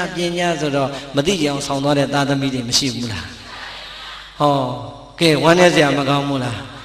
အဲ့ဒီအကြောင်းများတွင်လေကျုပ်ကအမြဲတမ်းဝမ်းနေတယ်ဘာဖြစ်လို့လဲသိလားကျုပ်ဖြစ်ပုံဟုတ်လားဖြစ်ပုံလေးပြောပြမယ်နိုင်ငံခြားမသွားခင်ပတ်စံလေးစုထားတာ3,800,000ရအဲ့တော့ကျွတ်တို့သွားတဲ့ချိန်ဒေါ်လာမှ220ပဲရှိတာမလီ2သိန်းကျော်ရရင်ဒေါ်လာ1000ရရင်ငါသွားလို့ရတယ်ဆိုစုထားတာအဲ့ဒီဆရာတော်ကြီးကမောင်ကောင်းကြီးရေးနဲ့ရိတ်တာလေးဖွင့်ရအောင်ကွာတဲ့ဟာဆရာတော်ရိတ်တာဖွင့်ရင်ကျောင်းကကျင်းတယ်လို့တပည့်တော်ကျောင်းနည်းနည်းချက်မှရမယ်ချက်ပေါ့ကွာတဲ့ဆရာတော်ဒီအလူရှင်တွေကအခုရှိသေးလားဟာလူကြီးတွေတော့မရှိတော့ကွာသူသားသမီး9ယောက်ကတထေးသေးကွာတဲ့မင်းတို့လှုပ်လိုက်တယ်လှုပ်ပြီးသူတို့ခေါ်လိုက်ရင်လှူမှာပေါ့ကွာတဲ့ဟာဒါဆိုရင်တော့ချမယ်ပေါ့ခွင်မဲပေါ့ငါမပြည့်တဲ့2,200,000လေးပြည့်ရင်လည်းပြည့်သွားမယ်ပေါ့လေဟဲ့လားရှိတာလေးရင်းထည့်လိုက်အောင်မယ်ဆိုဟဲ့လားကြောင်ကိုဖြိုးဖြက်ချထည့်လိုက်တာချပြီးတော့တကားတဲ့အမြန်ဆောက်တစ်ခန်းချဲ့ပြီးတော့အမြန်ဆောက်ပြီးတော့ကောင်းမှုရှင်လေးအရင်တိုင်းပြန်တက်ဆေးတောင်တုတ်ထားလိုက်သေးတယ်ကဲဆရာတော်ဘုန်းကြီးတကား9ယောက်ဖိတ်လိုက်တော့မနက်ဖြန်မိုးရင်းကားချက်ခိုင်းထားမယ်မိုးရင်းကားလေးချက်ခိုင်းထားပြီးတော့ကျောင်းကနေဆောက်ကဲတကားကြီးတို့လာကြခင်ဗျားတို့အလှူရဲ့အကြောင်းရင်းကိုသိပြီလားမသိဘူးဗျာဆရာတော်ကြီးခေါ်လို့လာတာအေးဒီမှာဒါခင်ဗျားတို့မိဘတွေလို့ပြောတယ်ဟာဟုတ်တယ်ဗျာတပည့်တို့မိဘတွေလှူခဲ့တာအဲ့ချိန်ကြီးတော့အတက်ရောဝမ်းသာနေတာဟုတ်လားဟုတ်ပြီဒီနေရာလေးခုကျတို့ရိတ်တာဖွင့်မှာမို့လို့ယောဂီတွေတရားထိုင်ဖို့နေရာကျင်းလို့ခုတခန်းချက်လိုက်တာတခါကြီးအစာဆုံးဟိုအောင်ဒီအောင်ပေါင်းလိုက်3 သိန်းလောက်ကုန်တယ်အဲ့တော့သားသမီးဆိုတော့မိဘအမွေခံထိုက်တော့ခံရတာပေါ့ဗျာလို့ခင်ဗျားတို့သားသမီးတွေလှူလို့ရအောင်လို့ကျုပ်ကပြောပေးတာလို့အဲ့ဒါလေးခေါ်ပြောတာဆိုတော့လေတယောက်နဲ့တယောက်မျက်စပြင်းပြီးတော့မလှုပ်တော့ကိုကဒီလူတွေစိန်နေရှူတွေတွဲလဲနဲ့ဒီလောက်လာနေတာအေးစစ်ပါလို့ကံကောင်းလို့များ3 သိန်းကျော်လွှင်ငါမြက်အောင်မှာဟုတ်လားပြီးရောပြန်လဲပြန်ကန်နေဘုံရေတပည့်တို့ပြန်တော့မယ်နော်တဲ့ဝမ်းသာတဲ့ဘုံရေတာဓုခေါ်တယ်ဘုံနဲ့တပည့်တို့နောက်ဘွားကျတော့ရေဆက်ဆုံးမှာပေါ့ဆိုတော့ဟောဗျာတာဓုတစ်လုံးပဲရောက်ဟဲ့ငါဒီတိုင်းသွားပါဟာလားပရိသတ်စဉ်းစားကြည့်ကြုံပါလေအကြံကောင်းရင်တစ်ချက်လို့အောင်မေးလိုက်တာ3 သိန်းတောင်သူများကြီး3 သိန်းကျော်ကျွေးတင်လိုက်သေးတယ်ဟုတ်လားအဲ့ဒီသားသမီးမျိုးနဲ့တွေ့ပြီဆိုတော့ဘုန်းကြီးတောင်မှမရဘူးရှုံးတာပဲဟုတ်လားအဲ့တော့ပြိဿအဲ့ဒီလိုသားသမီးတွေအများကြီးလောကမှာမရှိဘူးလား ရှိတယ်ဟုတ်လားမိဘရဲ့အမွေကိုလောကီစည်းစိမ်နေကြတော့အပြိုင်ခွဲအပိုင်ယူခဲ့ပြီးတော့အမေတို့အဖေတို့ရဲ့စည်းစိမ်နဲ့ချမ်းသာလာတဲ့ဘဝကြီးကိုမေ့ပြီးတော့အမေတို့အဖေတို့ဆောက်ခဲ့တဲ့ကြောင်းဇရက်ဖယားဒါလေးတွေတောင်ပြန်ပြင်ဖို့အထိတရားမရှိတော့ဘူးဆိုရင်အဲ့ဒီသာသမီအမွေခံထိုက်ပါမလားပရိသတ်ရဲ့လူသားမန်ဘဝကိုမဆိုပါနဲ့ယဟန်တစ်ပါးရဲ့ဘဝကိုနည်းနည်းလေးအာယုံပြုကြည့်ပါယဟန်နေမှာပရိသတ်ရဲ့ကိုယ်တိုင်စီးပွားရှာပြီးတော့လှုပ်ရှားလို့ရရလားဘသူတွေပေးတာစားရတယ်တရားဓမ္မလှူတာကိုစားရတာပရိသတ်ဟာလွယ်လွယ်လေးရတာဘုန်းကြီးတွေအစဉ်ပြေလိုက်တာလို့မအောင်မင်းနဲ့မစားတတ်လို့ရှင်နောက်ဘဝခမည်းတော်အိမ်မှာကျွတ်တို့ကဘာပြန်ဖြစ်မှမသိဘူးဘာဖြစ်လို့လဲမြတ်စွာဘုရားကအဲ့ဒီမှာအမိန့်တစ်ခုထုတ်ခဲ့တယ်ဟေ့ငါသားတွေမင်းတို့တရားဓမ္မလှူတဲ့ပစ္စည်းလေးပါးကိုပြည့်စွက်ခန္ဓာမစင်ခြင်းမဲနဲ့စားရင်တဲ့မင်းတို့စားတာဟာတန်တွေတန်ခဲမိကြီးရဲရဲကိုဝါမျိုးနေတာနဲ့အတူတူပဲတဲ့ကဲကြောက်စရာမကောင်းဘူးလားတရားဓမ္မလှူလိုက်တဲ့ဆွမ်းအလကားရတာပဲဆိုလွယ်လွယ်စားလို့မရဘူးဦးဇင်းတို့ကဒီဆွမ်းကိုပြည့်စွက်ခန္ဓာဆင်ခြင်းမေတ္တာပို့ပြီးမှဖုံးပေးရတာအဲ့ဒီလိုမဖုံးပေးဘူးဆိုတာနဲ့ဒီနေ့24နာရီပြည့်ည12နာရီထိုးရတဲ့ဦးဇင်းဟာအဲ့ဒီတနက်အဲ့ဒီတရက်စားလိုက်တဲ့အာဟာအားလုံးဟာဦးဇင်းအတွက်ကျွေးတင်သွားပြီတန်တရာအထိကျွေးတင်သွားပြီကြောက်စရာမကောင်းဘူးလားဘာအပြစ်မှမကြည့်ဘူးနော်မေတ္တာမပို့မစင်ကျင်တာလေးပဲရှိတယ်ကဲ229သွဲသိက္ခာပုဂ္ဂိုလ်ဆင်မြန်းထားတဲ့သီလနဲ့ပြည့်စုံပါတယ်ဆိုတဲ့ရဟန်းတော်တွေတောင်မှမိမိကိုလူတန်းလိုက်တဲ့စွမ်းကိုမေတ္တာမပို့ပဲဖုံမေသုံးဆောင်ရင်ပြည့်စုံခန္ဓာမစင်ခြင်းမဲနဲ့ဖုံမေသုံးဆောင်ရင်အေးအဲ့ဒီကိုတော့တန်တွေတန်ခဲမိကြီးရဲရဲကိုခဲစားနေတာနဲ့တူပါတယ်ဆိုရင်တော့ပရိသတ်ရေမိဘနှစ်ပါးရဲ့လောကုတ္တရာအမွေတွေကိုမသိကြအောင်ဆောင်လောကီအမွေတွေကိုတော့အပိုင်ယူပြီးတော့မိနေတဲ့သတ္တမီတွေအမေတို့အဖေတို့ထားခဲ့တဲ့အမွေတွေထမင်းလုံးတစ်လုံးတစ်လုံးကိုအမေတို့အဖေတို့ထားခဲ့တဲ့လောကီအမွေနဲ့မိမိဘဝတိုးတက်ပြောင်းလဲလာတိုင်းဩငါအဖေနဲ့ငါအမေထားခဲ့တဲ့အမွေဟာငါကဒီစည်းစိမ်တွေရလိုက်သလိုဟိုမှာအမေတို့တည်ခဲ့တဲ့ကြောင်းလေးပြင်အောင်မှာပဲတစောင်းလေးပြင်အောင်မှာပဲဇေဒီလေးထုံးသင်္ကန်းရွှေသင်္ကန်းကတ်အောင်မှာပဲဆိုပြီးတော့တတိတရားနဲ့လောကုတ္တရာအမွေကိုလည်းခံရတယ်အဲ့ဒါမှအမွေခံထိုက်တဲ့သာသမီပိသားတယ်ဟုတ်လားပြီးတော့ပရိသတ်ရဲ့3ချက်သာပြည့်သွားတယ်အဲ့ဒီအထဲမှာကိုဟာအားကောင်းကောင်းနဲ့ရေရင်ဝန်းလက်ခမောင်းခတ်ပြီးတော့ပြည့်စုံပါတယ်လို့ပြောရတဲ့လူပါသလားဘာဖြစ်လို့မပါလဲမပြည့်စုံသေးလို့ဘယ်တော့ပြည့်စုံမှာမဲပြည့်စုံအောင်ကြိုးစားပါမယ်သာဓုဗျာဟုတ်လားကျွေးမွေးမပြတ်ဆောင်ရွက်စီမံမွေခံထိုက်စေလူမြဝေ၍မိဘနှစ်ပါးမိမိကိုရင်ဝင်ထဲမှာနှုတ်ချိုတိုက်ကြွေးအိုအိုအေးနဲ့သချင်းလေးနဲ့ချော့သိမ့်နေတဲ့အချိန်အမေတို့အဖေတို့ရဲ့မျက်လုံးအစုံမှာအားကောင်းကောင်းနဲ့အရင်အနီးကြီးစွာမျောလင်းတဲ့မျောလင်းချက်ကဟေးငါတို့ဟောဒီလောကကြီးထဲကနေသေဆုံးထွက်ခွာသွားရတဲ့အချိန်ဘယ်လိုဘဝကိုပဲရောက်ပါစေကြံရစ်ခဲ့မဲ့ဟောဒီငါသားကြီးကြီးလာရင်ငါသမီးကြီးကြီးလာရင်ကွယ်လွန်သွားတဲ့ငါတို့ကိုရည်မှန်းပြီးတော့ဒါနာကုသိုလ်တွေပြုလိမ့်မယ်သီလကုသိုလ်တွေဆောက်တည်လိမ့်မယ်ဘာဝနာကုသိုလ်တွေပွားများလိမ့်မယ်သူတို့ရတဲ့ဒါနာသီလဘာဝနာကုသိုလ်တွေပြုပြီးသွားတိုင်းမှာဖြင့်အဘေအမြယူတော်မူပါအမေအမြယူတော်မူပါလို့ငါတို့ကိုအမြပေးဝေလိမ့်မယ်ဟောညှော်နှင်းချက်ဟာပြိတ္တသေသွားတဲ့ဘဝအထိမမျှော်လင့်ဘူးလားလူသားတယောက်ဒီဘဝကနေပြုတ်သွားပြီးသေဆုံးသွားပြီဆိုရင်ပြိတ္တဂတိ5ပါးရှိတယ်လူဖြစ်ရင်ဖြစ်မဖြစ်ရင်နတ်ဖြစ်အဲ့ဒီကောင်းတဲ့နတ်ဘဝမဖြစ်ဘူးဆိုရင်ငရဲဖြစ်မဖြစ်ရင်တိရစ္ဆာန်ဖြစ်ကဲငရဲနဲ့တိရစ္ဆာန်ဖြစ်သွားရင်လည်းသာဓုမခေါ်နိုင်တော့ဘူးလူနဲ့နတ်ဖြစ်သွားရင်လည်းကောင်းတဲ့ဘဝရောက်သွားလို့သာဓုမခေါ်နိုင်တော့အဲ့ဒီမှာဝမ်းနည်းစရာကောင်းတာကသေဂာနီးဆဲဆဲလေးမှာသာသမီဆွေမျိုးပစ္စည်းဥစ္စာအရာရာတစ်ခုခုကိုနှောင်ဖွဲပြီးတော့တန်ရောစင်နဲ့တည်သွားရင်မကျွတ်လွတ်တဲ့ပြိတ္တာကြီးဆိုပြီးတော့ကိုယ်အနီးနားမှာပြန်ဖြစ်တတ်တယ်ဟုတ်လားဒီတော့တန်ရောစင်တမြင်နဲ့မကျွတ်မလွတ်တဲ့ပြိတ္တာကြီးဘဝများအမေနဲ့အဖေအကယ်၍များရောက်ခဲ့မယ်ဆိုရင် မသေးခင်ကိုကိုနိုးကြတိုက်ကျွေးတဲ့လူမမဲအရွယ်လေးတွေကမျောလင်းထားတဲ့အတိုင်းငါသားလေးကဘယ်အချိန်များအများဝေမလဲငါသမီးလေးကဘယ်အချိန်မှအများဝေမလဲလို့အမေတို့အဖေတို့များတမလွန်ဘဝပြိတ္တာကြီးဘဝကစောင့်မျှော်နေကြမယ်ဆိုရင်ကဲသားသမီးကအမေနဲ့အဖေသေသွားပြီဘာမှမဆိုင်တော့ဘူးဆိုပြစ်မြန်ထားရင်ဝမ်းနည်းစရာမကောင်းဘူးလားမမြင်ရတဲ့အမေတို့အဖေတို့ရဲ့ဘဝကိုမမြင်ရတဲ့မျက်ရည်တွေကဒုက္ခပေးနေလိမ့်မယ်။အော်ငါတို့ကတော့မျောလင်းချက်ကြီးစွာနဲ့မွေးခဲ့လိုက်ရတာငါတို့သားသမီးလေးတွေကငါတို့သေသွားတဲ့အချိန်ရောက်တာတောင်မှငါတို့ကိုရင်မှန်းပြီးတော့ကောင်းမှုကုသိုလ်လေးမပြုကြပါလားလို့တမလွန်ဘဝကများအဖေနဲ့အမေမျက်ရည်ဆက်လက်နဲ့ကြာရအောင်မယ်ဆိုရင်ဝမ်းနဲ့စရာမကောင်းဘူးလားဒီတော့အာလုံးတို့တရားဓမ္မတွေဟောဒီထဲမှာအဖေနဲ့အမေနှစ်ယောက်လုံးရှိသေးတဲ့ပုဂ္ဂိုလ်တွေလည်းပါရင်ပါမယ်ဒါမှမဟုတ်ရင်အဖေသေဆုံးသွားပြီးတော့အမေသာကြံခဲ့တဲ့ပုဂ္ဂိုလ်တွေလည်းပါရင်ပါမယ်ဒါမှမဟုတ်ရင်အမေသေဆုံးပြီးတော့အဖေသာကြံခဲ့တော့တဲ့ပုဂ္ဂိုလ်တွေလည်းပါရင်ပါမယ်အေးနောက်ဆုံးမိဘနှစ်ပါးလုံးသေဆုံးသွားတဲ့ပုဂ္ဂိုလ်တွေလည်းပါနိုင်တယ်မပါနိုင်ဘူးလားဦးဇင်းတို့ဒီပင်လည်းအဖေဆုံးသွားပါပြီဟုတ်လားပြောလို့တာကပြိဿကိုကိုမျောလင့်ချက်ကြီးကြီးနဲ့စောင့်မျောနေမဲ့အဖေတို့ရဲ့မျောလင့်ချက်ကိုဒီဘဝကကိုမပေးရင်ဟိုးမမြင်ရတဲ့အဖေတို့အမေတို့ရဲ့ဘဝကြီးဟာဘလောက်ပူလောင်လိုက်မလဲဆိုတာစဉ်းစားကြည့်ရင်ကြောက်စရာမကောင်းဘူးလားဒီတော့ပြိဿကိုပြန်ပြီးတော့သုံးသပ်ကြည့်ပါငါသည်သေဆုံးသွားတဲ့အဖေတို့အမေတို့ကိုယီမှန်းပြီးတော့ဒါနသီလဘာဝနာကောင်းမှုတွေပြု၍ဘဏ္ဍခါများအမြဝေခဲ့ပြီးပြီလေဘဏ္ဍကြီးများသာဓုခေါ်အောင်စွမ်းဆောင်ခဲ့ပြီးပြီလေပြိဿရေစဉ်းစားကြည်စမ်းပါအမတ်တမဲ့နဲ့နေနေတဲ့သားသမီးတွေအများကြီးမရှိဘူးလားရှိတယ်ဒါကြောင့်ဦးဇင်းကဒီမှာကွယ်လွန်သူမိဘအဘိုးဘွားများရည်စူးရေးဆိုတော့သိဝမ်းသာတာပဲဘာပဲပြော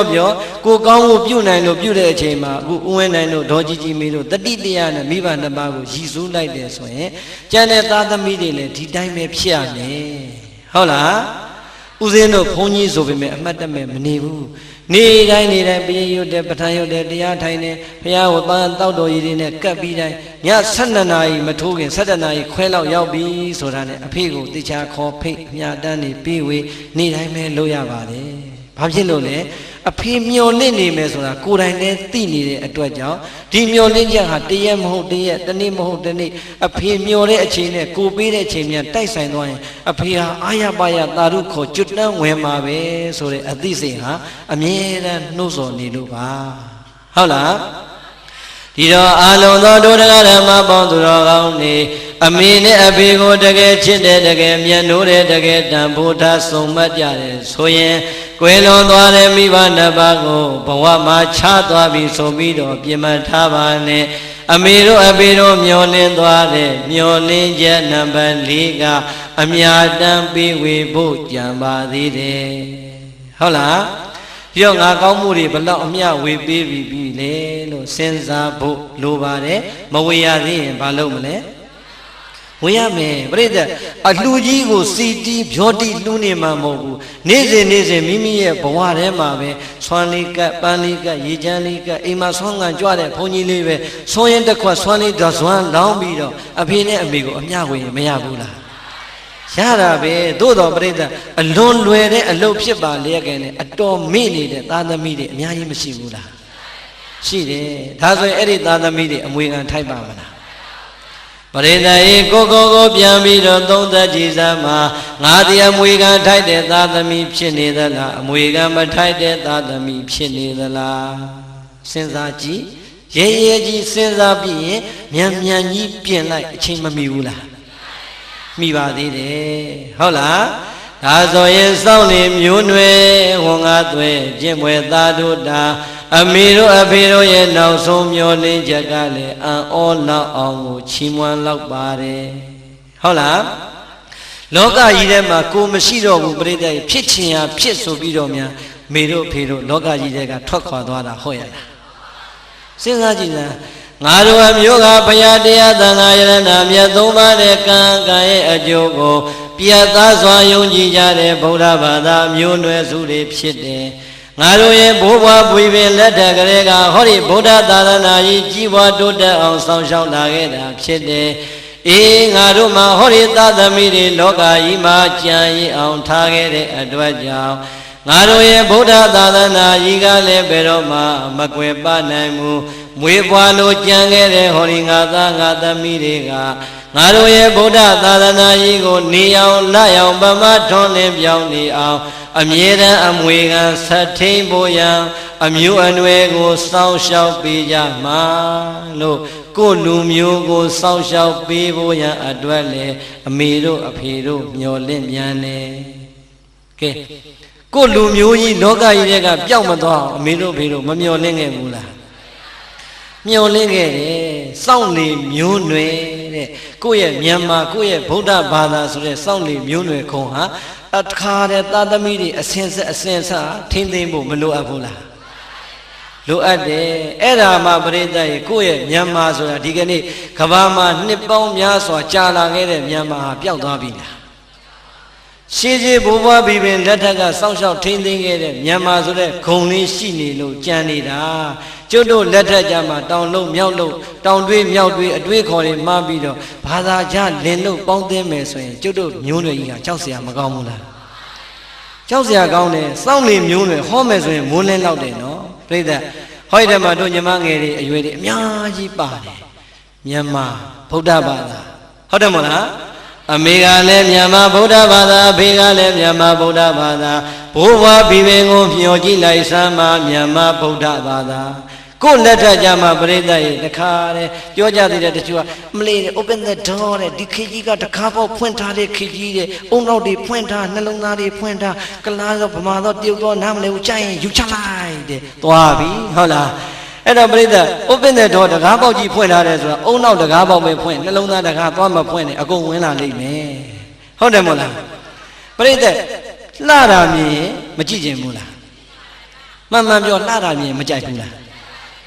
ကြိုက်ပြီးရင်ပရိသတ်အဲ့ဒီဟာနှလုံးသားကကြိုက်တာအုံနောက်ကနေပြီးတော့စဉ်းစားမယ်လှကျင်သလောက်လှကြိုက်ကျင်သလောက်ကြိုက်ဟေးငါကမြန်မာရွှေမြန်မာရွှေဗုဒ္ဓဘာသာသူကဘာကောင်းကြီးလဲသွားခက်တော့အဲ့လိုအုံနောက်ကလိုက်နေရမယ်လှတာမြင်တိုင်းသာကြိုက်မယ်ဆိုရင်ပရိသတ်ကျွတ်တို့ဗမာဘုန်းကြီးတွေမြန်မာနိုင်ငံပြန်လာစရာအကြောင်းရှိပါမလားဩဘာကြီးတာလဲဟမ်ရှိတာကိုကျုပ်ပြောတယ်ကျွတ်တို့လည်းပုထုဇဉ်ပဲလှတာမြင်မမြင်ဘူးလားပိတ်ထားလို့ရပါမလားဟာကွာနဲ့တော့နေသေးတယ်ကွာချောလိုက်တာကွာပြောတယ်မပြောဘူးလားပြောတယ်သို့တော့ချောကျင်သလောက်ချောပါစေကွာငါ229သွဲသိက္ခာဖုတ်တာနဲ့ဖုန်ကြီးပဲကွာဆိုပြီးဘာမှမတတ်နိုင်တော့ဟုတ်တယ်မလားပရိသတ်အတိနဲ့တတိခံစားချက်နဲ့အုံနောက်တွဲပြီးတော့အမြဲတမ်းထားဘယ်တော့မှမမားဘူးဟုတ်လားအဲ့ဒီလိုမှမဟုတ်ဘဲနဲ့ပရိသတ်ကိုနာကတ်လာသမျှတော့ OKB ထင်ပြီးတော့ပါသွားမယ်ဆိုရင်ပရိသတ်သင်္ကန်းတော်မှတစားစီပဲ့ထွက်သွားအောင်ဟုတ်လားဟုတ်တယ်မလားအဲ့တော့ပြောလို့တာကကိုဟာမြန်မာဆိုတဲ့အတိငါမြန်မာရဲ့အမျိုးအနွယ်ကိုစောင့်ထွင်းရမယ်ဆိုတဲ့တတိတာရှိပရိသတ်လှကျင်တဲ့လောက်လှကိုနှလုံးသားကိုထိခိုက်ပါမလားအခုတော့ပရိသတ်ကြီးကျွတ်တို့ရွှေမြန်မာတွေကရွှေမြန်မာနဲ့တော့ပြောနေတာပါတခါရွှေရတဖြည်းဖြည်းနဲ့ပေးရကြလာဟိုစိကရက်ဘူးတွေကလရွှေလောက်ဆင်းကြံတော့တယ်ဟုတ်လားအဲ့ဒါမျိုးလည်းမဖြစ်စေနဲ့ဟုတ်လားအဲ့တော့ဦးဇင်းတို့ပြောလို့တာကစောင့်လေမျိုးနွယ်ဆိုတာကဘုန်းကြီးတွေရေတောက်ဟောနေလို့လည်းမရဘူးမြန်မာမျိုးသမီးတွေကိုယ်တိုင်ကစောင့်ရှောက်ရမှာဟုတ်တယ်မလားခုနကပြောသလိုပေါ့လှတာမြင်ရင်ကြည်ကျင်မယ်လှတာမြင်ကြိုက်မယ်သို့တော့အဲ့ဒီကြိုက်တယ်ဆိုတဲ့နှလုံးသားကဖြစ်ပေါ်လာတဲ့ခံစားချက်ကိုအုံနောက်ကချက်ချင်းတကားပိတ်လိုက်ဟေးမဖြစ်ဘူးဆိုရင်ပြိတ္တတတိဝင်မသွားဘူးလားခုမညာခမများတို့ဒီမကွေးမှာတော့မသိဘူးရန်ကုန်မှာဖြစ်နေတဲ့ပြဿနာပြိတ္တကိုရီးယားမင်းသားကဗမာမင်းသားတဲ့တာနေပြီဟမ်မကွေးမှာကိုရီးယားမင်းသားကြိုက်တာမဲလားဩဗျာကျုပ်ကမကြိုက်ဘူးမှန်ဟုတ်လားကျုပ်တို့လည်းကိုရီးယားမင်းသားမင်းသမီးကိုကြိုက်လို့မရဘူးဘာမောင်းတဲ့ကိုထည့်ထောင်းနေတာဘာဖြစ်လို့လဲသိလားဗမာပြည်ကျုပ်တို့ပြန်ရောက်ခါစားဘာတူလဲချွန်စောနဲ့အွန်စောဖြစ်စားနေတာရန်ကုန်မှာတရားပွဲ9နာရီစလို့မရဘူးခေါ်ဘကလမ်းဆိုဘုံဘုံကြီးခဏလေးဆွဲထားပါဖြတ်ထားပါဟာဘာဖြစ်လို့တော့ဟာတယ်လီဖုန်းဆိုစကားမပြီးသေးဘူးတဲ့ဒီနေ့ကဂျွန်စောနဲ့အွန်စော ဒုက္ခပါပဲကွာလို့ဂျွန်စောနဲ့အွန်စောလာတော့လေကျွတ်တို့ဘုန်းကြီးကပဲအရှုံးပေးရတာ7 နာရီမှကျောင်းကထွက်သူတို့ကလည်း7 နာရီထုံးမှပလင်ပေါ်ဘုန်းကြီးရောက်မှပဲအိမ်ရဆင်းလာကြတော့တရားပွဲ7 နာရီမှစားတယ်ဟုတ်လားဩဂျွန်စောနဲ့အွန်စောပြီးသွားပြီဆိုတော့ပျော်လိုက်တာဟာဒီကောင်2ကောင်ပြီးသွားရင်တော့ငါတို့တရားပွဲ9 နာရီစလို့ရပြီလို့ဟုတ်လားကားလေးသပြီးတော့ပြင်မယ်ထွက်မယ်လောက်ခါချင်းဘုံဘုံရင်မလာနဲ့အောင်အခုကောင်ကပုံမိုက်တယ်ဘယ်သူလဲဆိုဒရိုက်တာရင်တဲ့ဟုတ်လားသွားပြန်ပြီဒါရိုက်တာရင်နဲ့တွေ့တော့လဲကျုပ်တို့ပဲရှုံးတာပဲကဲမထူးဘူးကွာဒီလောက်တောင်ကြိုက်တဲ့လူကြိုက်ကြစဟာငါတို့ရှုံးရင်လည်းရှုံးမသိတော့ဟုတ်လားဒါရိုက်တာရင်ပြီးပြီလည်းပြောရောဒီကြားထဲမှာပါသေးတယ်တချို့ကကျင်းနဲ့အောင်မြောက်တာပါသေးတယ်ဗါတယ်လားကျုပ်ယောဂီအဖွားကြီးတွေခင်ဗျားတို့မင်းညတော့ဘာလို့တရားစကားမလဲဘုံဘုံရဲ့တဲ့အာနာပါတယ်ရှောက်ရမှာဘာဖြစ်ရှောက်သမ်းမှာအာမနာမင်းညမင်းသားတွေတအားလာတာတဲ့ဒါကြောင့်မလာနိုင်ဘူးတဲ့60ကျော်နေပြီဟုတ်လားအဲ့တော့ तू ကရောရောက်ပြောတယ်ဖုံဖုံနဲ့ပြောရမှာနောက်ထပ်အာနာနာရှိပါလေအိုင်မင်းသားလေးနဲ့ဖုံဖုံနဲ့ခက်ဆင်စင်တဲ့ဟုတ်လားဩကျောက်ကအဲ့ကြတော့နည်းနည်းကြီးနေတော့ဩမဆိုးပါဘူးလို့ဟုတ်လားကြည်ပါလို့သေချာကြည့်နော်လို့နောက်ထပ်ဘယ်နေရာတွေတူသေးလဲလို့ဟုတ်လားအဲ့တော့ပြိဿကြီးအဖွားကြီးတွေဒါရင်ရတော့ကြိုက်တာအဲ့တော့ဩပြီးသွားပြီပေါ့လေဒါရင်ပြီးရင်လည်းတို့တရားပွဲ9 နာရီစမှာဟောမကြဘူးသူတို့စကားဆုံးမဆုံးနိုင်ဘူးဟာခင်ဗျားတို့ဟိုမင်းသားပြီးသွားပြီဆိုလို့တရားပွဲ9 နာရီမစသေးဘူးဆိုဟာဘုံဘုံရင်နောက်တစ်ယောက်လာပြန်ပြီသူတို့ဒရိုင်ဘာကင်နဲ့ဟုတ်လားဒရိုင်ဘာကင်ဆိုလို့ကျုပ်ကတော့ငငယ်ချောလေးမှဘယ်မှာတော့ခင်ဗျားတို့ဒရိုင်ဘာကင်ကျုပ်ကကြည့်လိုက်တာဟိုမှာအဖွားကြီးဒီကနီးနေပြီဟုတ်လားအဲ့ဒါလည်းသူတို့ကြိုက်တာပဲဟုတ်လားနောက်ဆုံးပြိဿရေဘာမှမရအောင်တော့ကိုကအဲ့ဒီမှာရောပါသွားဟုတ်လားဘာမြတရားပွဲမရှိတဲ့နေ့ကျရင်မထူးဘူးသူတို့တော့ပြောမှလည်းငါတို့ကြည်ပူအောင်လို့ကြည်ထားမှာပဲဟုတ်ကြကြီးတဲ့နေ့မှာတိုက်ဆိုင်ရဟန်းမသမီးတွေကဖုံးဆက်တယ်ဖုံးဖုံးနဲ့ဒီနေ့တရားပွဲမသွားဘူးလားမပေးဘူးဟာဒီနေ့မရှိဘူးဘာလို့နေလဲဖုံးဖုံးနဲ့အေးနင်တို့လိုပဲငါလည်းစကားကြည့်နေတာလို့အမလေးတဲ့တပည့်တော်တို့လည်းကြော်ညာဝင်တဲ့အချိန်မလို့ဖုံးဖုံးကိုဆက်တာပြီးရင်ကြည့်ရအောင်ပါတဲ့ဟုတ်လားအဲ့တော့နင်တို့ကဘသူ့ကိုကြည့်ပြီးဘာပြောနေငါလည်းကြည့်တာကြည့်တယ်ဟာဖုံးဖုံးအဲ့မင်းသားလေးချောတာလေးတဲ့အရင်ကောင်းနေအပလာဖြစ်သွားပြီတဲ့ဟာဘသူတော့ငါပြောပါတော့လီအောင်ကြီးလေးဆိုလားအောင်မလေးပရိသတ်ဖြစ်ကျင်တော့ကျုပ်ကလည်းမြင်တာလီအောင်ကြီးတခါမှမမြင်ဟုတ်လားအဲ့တော့ဖုံးမောလည်းကြည့်တယ်လည်းပြောသေးဘာကိုကြည့်ပြီးဘာကိုကြိုက်နေမသိဘူးလို့ငါတော့အဲ့ဒီကောင်အာယုံဆိုင်လို့ကိုမရအောင်ငါမြင်တာလဲအွန်စောတယောက်မြင်တာပဲလို့အဲ့တော့အွန်စောအလှဲ့လဲရောက်သူကမကြည့်နိုင်ဘူးဖုံးမောလည်းအွန်စောကြီးသွားကြည့်တယ်လီအောင်ကြီးကြည့်ပါအဲ့ဒီလိုတော့မပြောနဲ့လေလို့ကိုယ်အကြိုက်နဲ့ကိုဘောလို့ဟုတ်လားအဲ့တော့ပြိဿကြီးပြောလို့တာကခုဗမာမင်းသားကနေပြီးတော့ကိုရီးယားမင်းသားအထိကြိုက်မနေဘူးလားကြည့်ပါ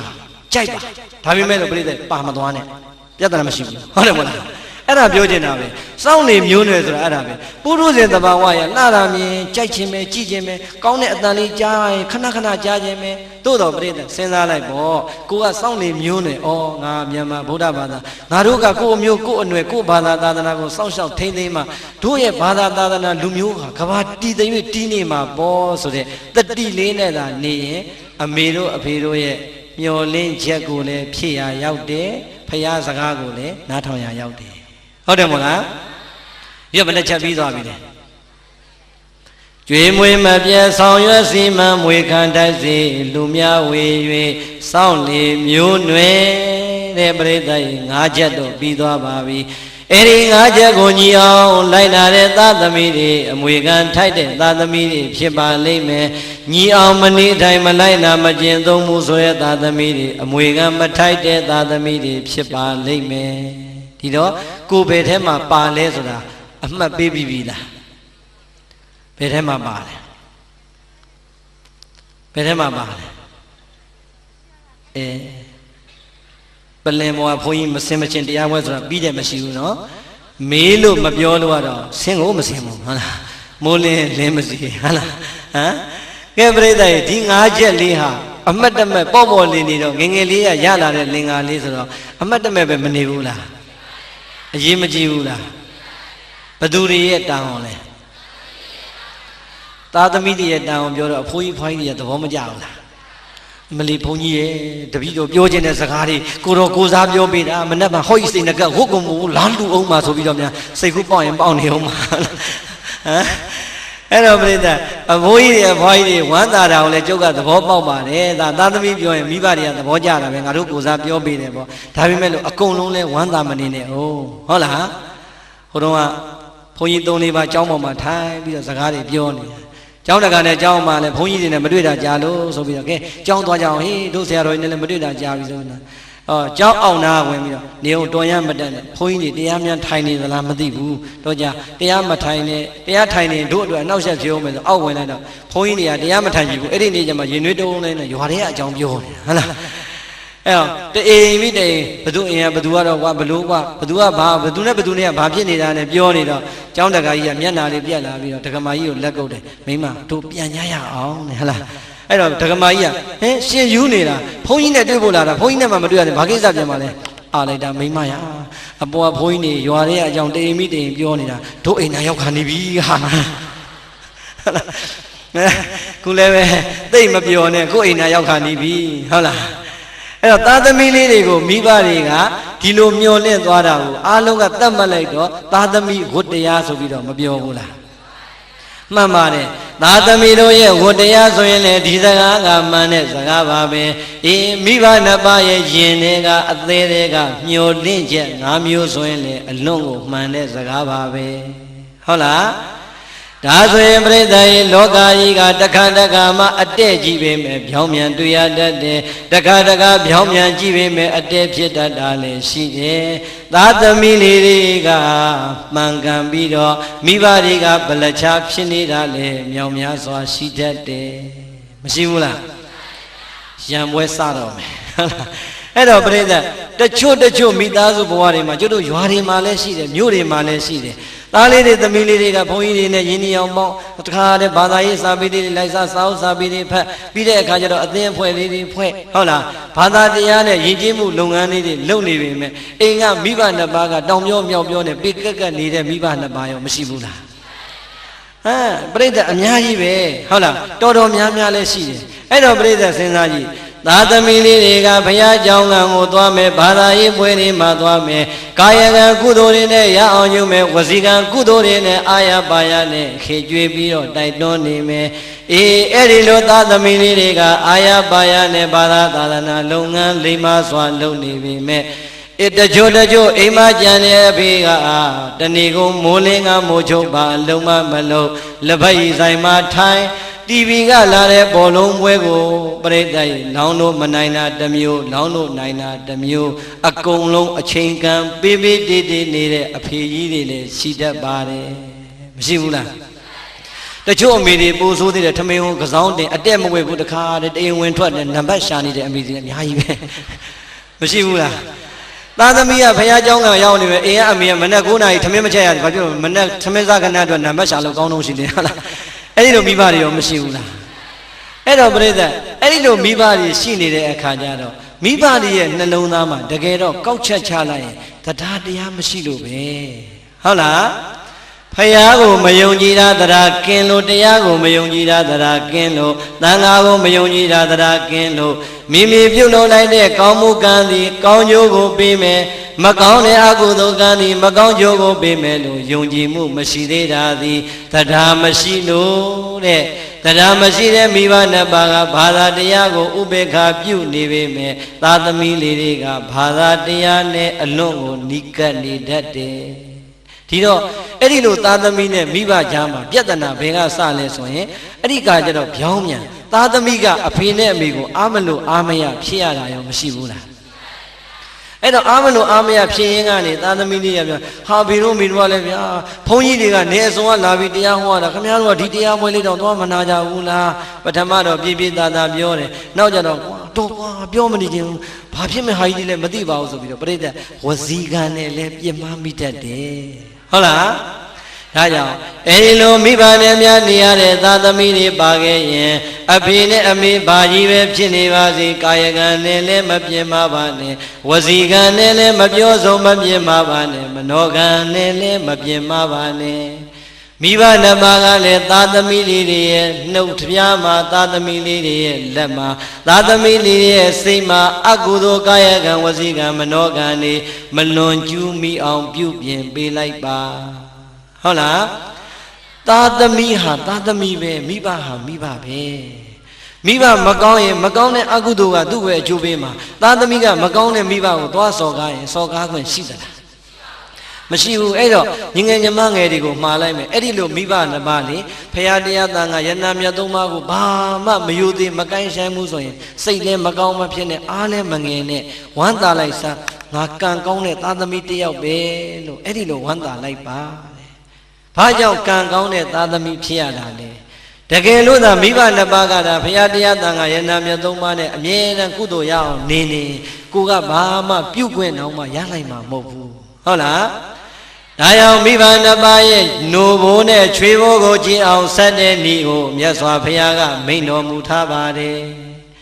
ကျွတ်တို့ငယ်ငယ်ကပြောဘူးတယ်မို့လားဟေးမိဘကျေးဇူးဆက်နော်မင်းတို့မိဘကျေးဇူးဆိုတာဘုရားတော်မှာနှုတ်တလုံးမှုပဲကြည်တယ်ဆိုတာမပြောဘူးလား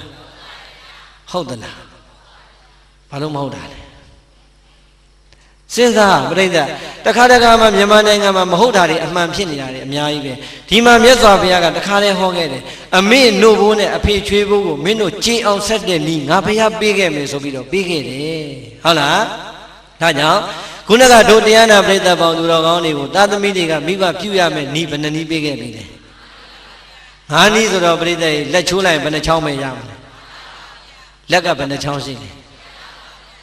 တို့ပရိသတ်ကိုဒီနေရာကနေ1000တန်က1ရွက်900တန်က1ရွက်2ရွက်ထောင်ပြမယ်ဘယ်အရွက်ယူမလဲလို့မင်းဘာပြောမလဲဩတော်လိုက်ကြတာ1000တန်ယူမယ်ဟုတ်လားကြိုက်လိုက်တာနော်ဘာဖြစ်လို့1000တန်ယူချင်တာလဲများလို့ဟာအဲ့ဒါဆိုအားကြမှာအဲ့ရနေပြီးတော့ငကတ်နဲ့ဘီးနဲ့ချုပ်ပြီးထောင်ပြကြဘယ်ဟာယူမလဲကျုပ်မေးကြည့်ပါလားဟမ်ဒကမာကြီးတွေလုံလေငကတ်ယူမလားဘီးယူမလားဆွဲကြည့်ယူမလားထောင်ပြကြည့်လေကျုပ်ကတော့အကုန်လုံးယူမှာအဲ့တော့ပြိဿ90ရာခိုင်နှုန်းပဲရလို့အားငယ်မှာသလိုနောက်ထပ်90ရာခိုင်နှုန်းမြတ်စွာဘုရားကထပ်ပေးတယ်အာသတိတတ္တသမရယသမတပိတိနိဝေသေတိပဋိဋ္ဌာပိတိဖရာတရားသံဃာယရဏမြတ်သုံးပါးနဲ့ကံကံရဲ့အကျိုးအပေါ်မှာယုံကြည်မှုတရားတရားမရှိသေးတဲ့မိဘနှစ်ပါးရဲ့နှလုံးသားကိုတရားတရားတွေတည်အောင်တရားတရားတွေခိုင်အောင်တရားတရားတွေမြဲအောင်အဲ့ဒီသားသမီးတွေပြုစုလိုက်မယ်လှုပ်ပေးလိုက်မယ်ဆိုရင်အမေနို့ဘိုးနဲ့အဖေချွေးဘိုးကြည်အောင်ဆက်နေတဲ့ပထမနီးနဲ့ဆက်နေတာဟောအမေနို့ဘိုးနဲ့အဖေချွေးဘိုးကြည်ခြင်းနဲ့ဆိုရင်အမေတို့အဖေတို့ကိုဖះကိုယုံကြည်အောင်ကြီးညိုအောင်တရားကိုယုံကြည်အောင်ကြီးညိုအောင်သံဃာကိုယုံကြည်အောင်ကြီးညိုအောင်ပြုစုပေးပါတဲ့စောင့်ရှောက်ပေးပါအဲ့ဒါဆိုရင်သားကောင်းလိမ်မာသမီးပိတသွားပါပြီကဲပရိသတ်ကြီးအမေနဲ့အဖေကိုတရားတရားရှိအောင်လုပ်ရတာမလွယ်ဘူးလားလွယ်လေးပဲပရိသတ်ကြီးလူတယောက်ဟာမိုက်နေတယ်ဆိုတာလည်းအမြဲတမ်းမရှိဘူးလိမ်မာနေတယ်ဆိုတာလည်းအမြဲတမ်းမရှိဘူးဟုတ်တယ်မဟုတ်လားအဲ့တော့မတိသေးလို့မကြည်ညိုတာရှိမယ်လေးလေးနက်နက်မတိသေးတဲ့မိဘနှစ်ပါးကိုလေးလေးနက်နက်သိအောင်တရားတွေဖွင့်ပေးတရားဝဲတွေကျင့်ပါပေးဟုတ်တယ်မဟုတ်လားတရားစာပေတွေများများလေးဝေဖတ်ပြီးအဲ့ဒါဆိုရင်မိဘနှစ်ပါးရဲ့စိတ်တွေဟာတရားဘက်ကိုရိုင်းလာမှာပဲဟုတ်လားဒါကြောင့်လူမှုကရုဏာသင်ညီငယ်ညီမငယ်တွေကတော့အမှန်တော်တော်ဟုတ်တာသူတို့ကအကုန်ဘက်ပေါင်းစုံတဲ့ကိုမကွေးမျိုးကြီးကိုကောင်းကျိုးပြုနေတာဟုတ်လားပြီးတော့ပြောချင်တာကမိဘနှစ်ပါးရဲ့နှလုံးသားထဲမှာဘုရားတရားသံဃာယန္နာသုံးပါးနဲ့ကံနဲ့ကံရဲ့အကျိုးကိုယုံကြည်တတ်တဲ့တရားတည်သွားပြီဆိုရင်အဲ့ဒီသာသမီဟာအမေနို့ဘိုးနဲ့အဖေချွေးဘိုးကိုကြည်အောင်ဆက်လိုက်တာပဲဟုတ်တယ်မလားပြီးတော့ခတ်သလားမခတ်ဘူးနောက်ထပ်ကြံသေးတယ်သာသမီလေးတွေကအရွယ်ရောက်လာပြီမဲ့အသိဉာဏ်ရင်းလာတော့တောက်ရစာရမှမသိအေးကအဖေကပရိသတ်ရေရွာသားဆိုရင်လည်းထမင်းအောက်ကမထွက်တဲ့အဖေတွေအများကြီးရှိသေးတယ်မြို့သားဆိုရင်လည်းဘီယာဆိုင်ကနေမပြန်လာတဲ့အဖေတွေအများကြီးရှိသေးတယ်မရှိဘူးလားတာကြီးတွေသမီးကြီးတွေအပြိုလူပြိုဖြစ်လို့တက္ကသိုလ်ကျောင်းသူကျောင်းသားကြီးတွေဖြစ်နေတဲ့အထိတောက်လို့ကောင်းလို့ဆိုတဲ့အဖေတွေမရှိဘူးလားကဲဝမ်းထဲစရာမကောင်းဘူးလားအဲ့တော့ပြိဿလူဟာရှက်တတ်တဲ့အရွယ်ရောက်လာရင်ရှက်ရမ်းရမ်းတတ်တယ်ဆိုတာမရှိဘူးလားဒီတော့သားသမီးလေးတွေကတငယ်ချင်းအပေါင်းအသင်းများမှာကိုယ့်အဖေကရတမားကြီးလို့ပြောခံရရင်ဘယ်သားသမီးခုံယူခြင်းမလဲယူခြင်းမလားဒါကြောင့်အဲ့ဒီလိုမိဘနှစ်ပါးပါရင်လည်းမိဘနှစ်ပါးကပြန်လိုက်ပါသားငယ်သမီးငယ်တွေကလည်းမိဘနှစ်ပါးကိုချင်းသီလမကောင်းမှုဆိုရင်အပြစ်တွေတင်ပြီးတော့အချိန်နဲ့မဖြုံးကြပါနဲ့သီလမပြည့်စုံတဲ့မိဘနှစ်ပါးကိုသီလပြည့်စုံအောင်စောင့်ရှောက်ထိန်းသိမ်းလိုက်ခြင်းဟာဒုတိယအမေနို့ဘိုးနဲ့အဖေချွေးဘိုးကိုအခြေဆက်တဲ့နည်းပဲတဲ့ဟုတ်လား အာလုံးသောတို့တရားနာပရိသတ်ပေါင်းသူတော်ကောင်းတွေမြတ်စွာဘုရားလက်ထက်တော်ကာလတုန်းကအမ္ဘပါဠိထေရီမာကြီးဆိုတာကြားဘူးတယ်မို့လားဘယ်လိုကြားဘူးလားလဲမကွေးသူလားဟမ်အမ္ဘပါဠိထေရီမာကြီးဆိုတာပရိသတ်ကြီးငယ်ငယ်ရွယ်16 19 18 25နှစ်လောက်အထိအလွန်လှတဲ့အရွယ်မှာပြည်တန်စာမာကြီးဖြစ်ခဲ့တယ်။ဘာဖြစ်ခဲ့လဲ။ပြည်တန်စာမာကြီးဖြစ်ခဲ့တယ်။အံ့ဩစရာကောင်းလိုက်တာအလှအပကိုအရင်ပြပြီးတော့ပြည်တန်စာလှုပ်လာတဲ့အဲ့ဒီအမ္ဘပါဠိထေရီမာကြီးဟာအသက်50ကျော်60ဝန်းကျင်ရောက်တော့သာယဟန္တာရဲ့ဟောကြားတဲ့တရားကိုနာပြပြီးတော့မှသာသနာပေါင်းကိုဝင်ပြီးတော့ယဟန်ပြုလိုက်တာကိလေသာကင်းတဲ့ယဟန္တာထေရီမာကြီးဖြစ်သွားတယ်ဟုတ်လားကဲအမေကပြည်တန်စာသားကယဟန္တာသားကသာဟာငါအမေပြည်တန်စာကြီးငါအဖက်လို့မဖြစ်ဘူးငါကယဟန္တာပဲဆိုပေါ့ပေါ့ရော့ရော့တောင်းမဲ့နေနိုင်မယ်ဆိုရင်သားယဟန်လည်းအမွေခံမထိုက်တယ်လို့ပြိဿကြီးဟောဒီမှာအမေဖြစ်တဲ့ပုဂ္ဂိုလ်ရောတန်ဖိုးကြီးမားတဲ့တရားကိုရပါမလားအဲ့ဒါပဲအမေသီလပြတ်တာသီလပြတ်တာဒကန္နာပဲသာသမီလှုပ်ပေးရမယ်တောင်းဟောသာသမီတောင်းအောင်မယ်ဟုတ်တယ်မဟုတ်လားဒါရောအလုံးသောဒုဒကဓမ္မပေါင်းသူတော်ကောင်းတွေကိုအာလုံးသိကြတဲ့ဇာကြောင်းလေးတစ်ခုပြောပြရစေအရှင်သာရိပုတ္တရာကြီးဆိုတာဒုပရိသတ်ကြားဘူးတယ်မဟုတ်လားဟောကြားဘူးမှဖြစ်မှာမဟုတ်အဲ့ဒါမှမကြားဘူးလေမေဇိမကိုကြီးဆိုတိမဟုတ်တိမမဟုတ်တော့အဲ့တော့အရှင်သာရိပုတ္တရာကြီးပြိဋိဘံစံတော့ဘယ်မှာစံလဲကဲဆရာလေးတရားကြည်ကြည်ပြောလေခင်ဗျားတို့ပဲသိတယ်လူပါမှာဘသူအိမ်မှာပြိဋိဘံစံလဲအမေအိမ်ဟုတ်လားတိုင်းပြည်ကရှင်မင်းလေးကိုးကွယ်တော်မူနေတဲ့ရှင်သာရိပုတ္တရာမြတ်စွာဘုရားရဲ့သာသနာမှာလက်ရရပညာအရာဣတရရတော်မူတဲ့အရှင်သာရိပုတ္တရာပရိနိဗ္ဗာန်စံဖို့ရရပ်ပိုင်းသာကြံတော့တဲ့အချိန်အမေကိုပြန်ပြီးသတိရလိုက်တော့သာသမီ9ယောက်ယဟန္တာတွေရဲ့အမေသာရိပုဏ္ဏမကြီးဟာဗုဒ္ဓဘာသာမဖြစ်သေးဘူးတဲ့ဟုတ်လားဒီတော့ပရိသတ်ကြီးစဉ်းစားကြည့်နော်အမေဗုဒ္ဓဘာသာမဖြစ်သေးဘူးအမေဟာဘယ်မှာနေလဲဟိုတောကျုံအောင်ကြားကနာလကဆိုတဲ့ရွာငယ်လေးမှာနေတာပြီးတော့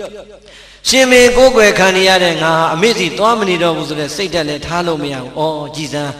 ငါတို့သားသမီး9ယောက်ကယဟန္တာထေရီတွေထေရီမာကြီးတွေဖြစ်နေကြပြီမဲ့ငါတို့ရဲ့အမေ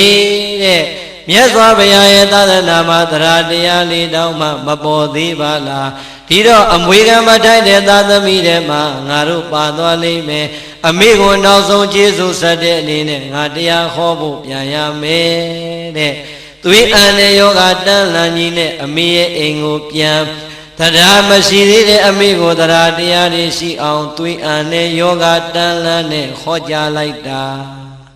တဆင်ပြီးတဆင်အမေနှလုံးသားထဲမှာတရားသီလစာကပညာဒီတရားတွေကိန်းသွားပြီဆိုမှအမေဗုဒ္ဓဘာသာစင်စစ်ဧကံဖြစ်ပြီဆိုတဲ့အချိန်ညမှာအရှင်သာရိပုတ္တရာကြီးအမေဘေးမှာပဲပြိဋိဘံစံတော်မူတာ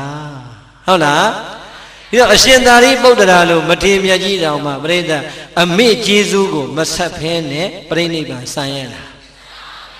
အရှင်သာရိပုတ္တရာရဲ့ကောင်းခွက်တွေနဲ့ဟောပေးလိုက်တဲ့ကျေးဇူးဆက်တရားဟာအမေနှလုံးသားမှာတရားတွေခိုင်သွားတယ်သီလတွေခိုင်သွားတယ်ဟုတ်လား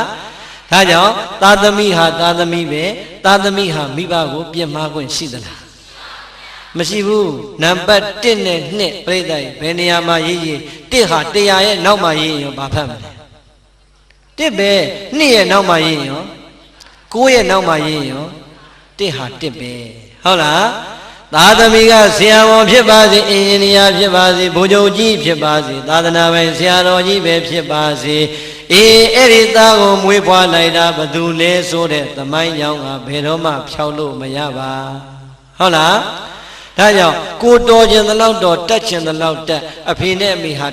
1ပါပဲတဲ့နှစ်နေရသွားထားလို့မရပါဘူးဟုတ်လားဒါကြောင့်အမေနိုးဘုန်းနဲ့အဖေကျွေးဖို့ကိုကြည်အောင်ဆက်ခြင်းတဲ့သာသမီမှန်ရင်သီလမရှိသေးတဲ့မိဘနှစ်ပါးကိုသီလပြည့်စုံအောင်ကြိုးစားပြီးတော့စွမ်းဆောင်ပါအမေနဲ့အဖေရဲ့နှလုံးသားမှာသီလတွေတည်ပါစေသီလတွေခိုင်ပါစေသီလတွေမြဲပါစေခုနကပြောတဲ့တရားနဲ့သီလနှစ်ချက်ပေါင်းရင်လေအမေနိုးဘုန်းနဲ့အဖေချွေဘုန်းကိုကြည်အောင်ဆိုင်နေရရောက်တဲ့သာသမီပါဟုတ်လား နံပါတ်3အမိနို့ဖို့အဖေချွေးဖို့ကြည်အောင်ဆက်တဲ့သာသမီကြတော့ဘာလဲဆိုရင်မေစရိစာကသံဗရာယသမဒပိတိနိဝေသေတိပဋိဋ္ဌာပိတိတဲ့တချို့မိဘတွေအဖိုးကြီးတွေအဖွားကြီးတွေလှူရတန်းရပေးကမ်းရမှာကစီမနေဘူးလားလှူရတန်းရမှာကစီသိမ့်နေတယ်ဘာဖြစ်လို့လဲရှေးကဖြစ်လာတဲ့မိဘတွေဆိုတော့ရှားရဖွေရတဲ့ဒုက္ခသိတဲ့အခါကြစ်ကြစ်ပါအောင်ဆိုးပြီးတော့ထုတ်ထားတာလှူဖို့တန်းဖို့များပြောလို့ရှိရင်ပြိဿသိတ်ကိုလက်မခံဘူးဟုတ်လားအဲ့တော့အဲ့ဒီလိုအတူနေရတဲ့သားသမီးတွေကကိုယ့်မိဘနှစ်ပါးကိုလေအဲ့ဒီအကျင့်စရိုက်တွေပြန်သွားအောင်ဒါနလမ်းကြောင်းတွေဖွင့်ပေးရတယ်ဟုတ်လားဟောဒီမှာကရုဏာအသင်းကဘာတွေလုပ်နေလဲအခုတော်တော်များသွားပြီကြုတ်ဖတ်ကြည့်တာဖတ်လို့တော့မပြီးသေးဘူးတရားဝဲမှာပင့်လို့လိုက်လာရတာဟုတ်လားပြီးတော့တခါတည်းနာရေးကုညီမှုတဲ့လှုပ်လာလိုက်တာအောက်ဆီဂျင်ဘူးလူသားတွေအခုဆေးရုံနဲ့လုံးမယ်နောက်ထပ်လည်းလှူစရာတို့သူတို့မှတန်းစီပြီးတော့စီမံကိန်းတွေဆွဲထားတာပြိဿကစီးနေတဲ့မိဘနှစ်ပါးကိုမတိကြအောင်ဆောင်ပြီးတော့ပြစ်မထားရဘူးဟုတ်လားလက်ကလေးတို့1000များတဲ့ထင်တဲ့အဖေနဲ့တွေ့ရင်1000ကိုတန်းအမှုမခံရဘူးအဖေကရုဏာသင်းကလေအောက်ဆီဂျင်ဘူးတွေလှူနေတယ်စီပေကန်းနဲ့လုံးမာတဲ့အဖေ1000လိုက်လှူလိုက်ပါလားဟော1000ထွက်လာပြီနောက်တစ်လလောက်ကြာရင်သူတို့စီမံကိန်းထဲမှာဘာတွေပေါ်ပြန်ပြီ1000လောက်လှူလိုက်ပါလားဟော1000နဲ့ပြောတော့10ကပြည့်တော့1000အဲ့ဒီလိုတဆင်းပြီးတဆင်းသွား1000 10ကပြောတော့တသိန်းမိဘနှစ်ပါးရဲ့တရားတရားကိုလက်တွေ့နဲ့ပြပြီးတော့ခေါ်ရင်မိဘနှစ်ပါးတိုင်းပါပါတယ်ဟုတ်လားမမြင်ရသေးတယ်ဟိုဘယ်နိုင်ငံမှာဘာကြီးလုပ်နေတယ်လှူပါလားဆိုရင်တော့အစာတွေကကစီနေတဲ့လူဘယ်လှူလိုက်မလဲမြင်နေရတဲ့ဟောဒီမှာမကွေးမျိုးကကရုဏာအသင်းပြိဿအဝေးကြီးမဟုတ်ဘူးလုပ်နေတဲ့လုပ်ငန်းတွေအများကြီးမရှိဘူးလားတခုရင်လက်ညှိုးထိုးပြပြီးတော့အဖေတို့အမေတို့လှူပါလားအဖေတို့အမေတို့ရှာထားတာတွေဘာလို့မှလည်းသိသွားရင်ကိုယ်တော့ပါမှမဟုတ်ဘူးကျမတို့ကလည်းဝိုင်းဝန်းတာတို့ခေါ်နေတာပေါ့ရေစက်ချတာမြင်နေတာပေါ့ဒါပြောလိုက်စမ်းမအောင်မလေးလှူမှာပါဟုတ်လားအဲ့တော့ပရိသတ်သားသမီးကအစည်းအရုံးကောင်းမှလည်းမိဘကပါတာအဲ့တော့သားသမီးကလည်းငြိမ်ပြီးမိမ့်မနေမလွင်တဲ့နေပေါ့သင်တို့အမွေတွေအများကြီးရတာပေါ့ဟုတ်လားအဲ့ဒီလိုလည်းကြိတ်မနေရဘူးဟုတ်လားအဲ့တော့သားသမီးနဲ့မိဘစီယုံရေးကောင်းတဲ့နီးလေးတနည်းပေးခဲ့အောင်မလားကျုပ်ရဟန်းမတယောက်ကျုပ်နဲ့အသက်အတူတူပဲသူကရဟန်းခန္ဓာလို့ရဟန်းမပြောတာဘုံဘုံရေးတဲ့ပိဋကတ်သုံးပုံလှူခြင်းလို့တဲ့လှူမောလို့ဟဲ့ပိဋကတ်သုံးပုံပါဠိတော်ထာဂရတိကဗီဒီယိုအစုံဆိုရင်ခုဆိုရင်8သိန်းလောက်ကျတယ်ဆိုမလေးကြပါစေတဲ့လှူမှာတဲ့အဖေတို့အမေတို့အတွက်ကိုလှူပေးခြင်းတာတဲ့လှူပေးဆိုပြီးလှူလိုက်ဟုတ်လား8သိန်းခွဲလောက်ကျကြလဲကြတော့သူကရေစက်ချတဲ့နေ့ကျတော့ဘုံဘုံတော်လည်းရေစက်ချတဲ့နေ့ကျရင်အဖေတို့အမေတို့ရှိကြရင်3သိန်းပဲကုန်တယ်လို့ပြောနော်တဲ့ဟာလောကကြီးကနေတမျိုးကြီးပါလားလို့သူများတွေက3သိန်းလူပြီးတော့30ကျွားကျင်တာလို့နေ့ညမှာ8သိန်းခွဲကုန်တဲ့လူ3သိန်းပဲရေစက်ချရမယ်ဆိုမဟုတ်သေးပါဘူးမဟုတ်ဘူးဘုံတဲ့အဖေအကြောင်းနဲ့သိတဲ့အတိုင်းပဲသူက3သိန်းအထိဆိုရင်ပြုံလေးနဲ့လှူတယ်တဲ့3သိန်းကျော်သွားရင်မကျင်တတ်ချင်ဘူးတဲ့အဲ့တော့ကဲမထူးဘူးတို့မောင်နှမပေါင်းပြီးတော့မုတ္တဝါဒကံလေးလွန်ကျူးလိုက်ကြတာဗောဆိုလားအဲ့ဒါကျုပ်ကအလူလာတဲ့နေ့ကျတော့ဒကာကြီးပြောဒကာကြီးဒီမှာကောင်းမှုရှင်ထိုးထားတာတွေ့လားဟာတပည့်တော်ကောင်းမှုရှင်ဘယ်သူလှူထားလဲဒကာကြီးသမီးလှူထားတာလို့ဒကာကြီးအဲ့ဗီဒီယိုရောစာအုပ်တွေရောအကုန်လုံး1ဆက်မှာ3သိန်းပဲကျတယ်ဆိုတော့အဲ့တော့ပြိဿကြီး तू ကသဘောတွေကျနေတာအဲ့တော့လေကဲအဖေရေစက်ချတော့ရောပြုံကြီးနဲ့ပြီးမသွားဘူးလားသာသမီလိန်မှာတော့အဖေလည်းပဲပြုံးနေ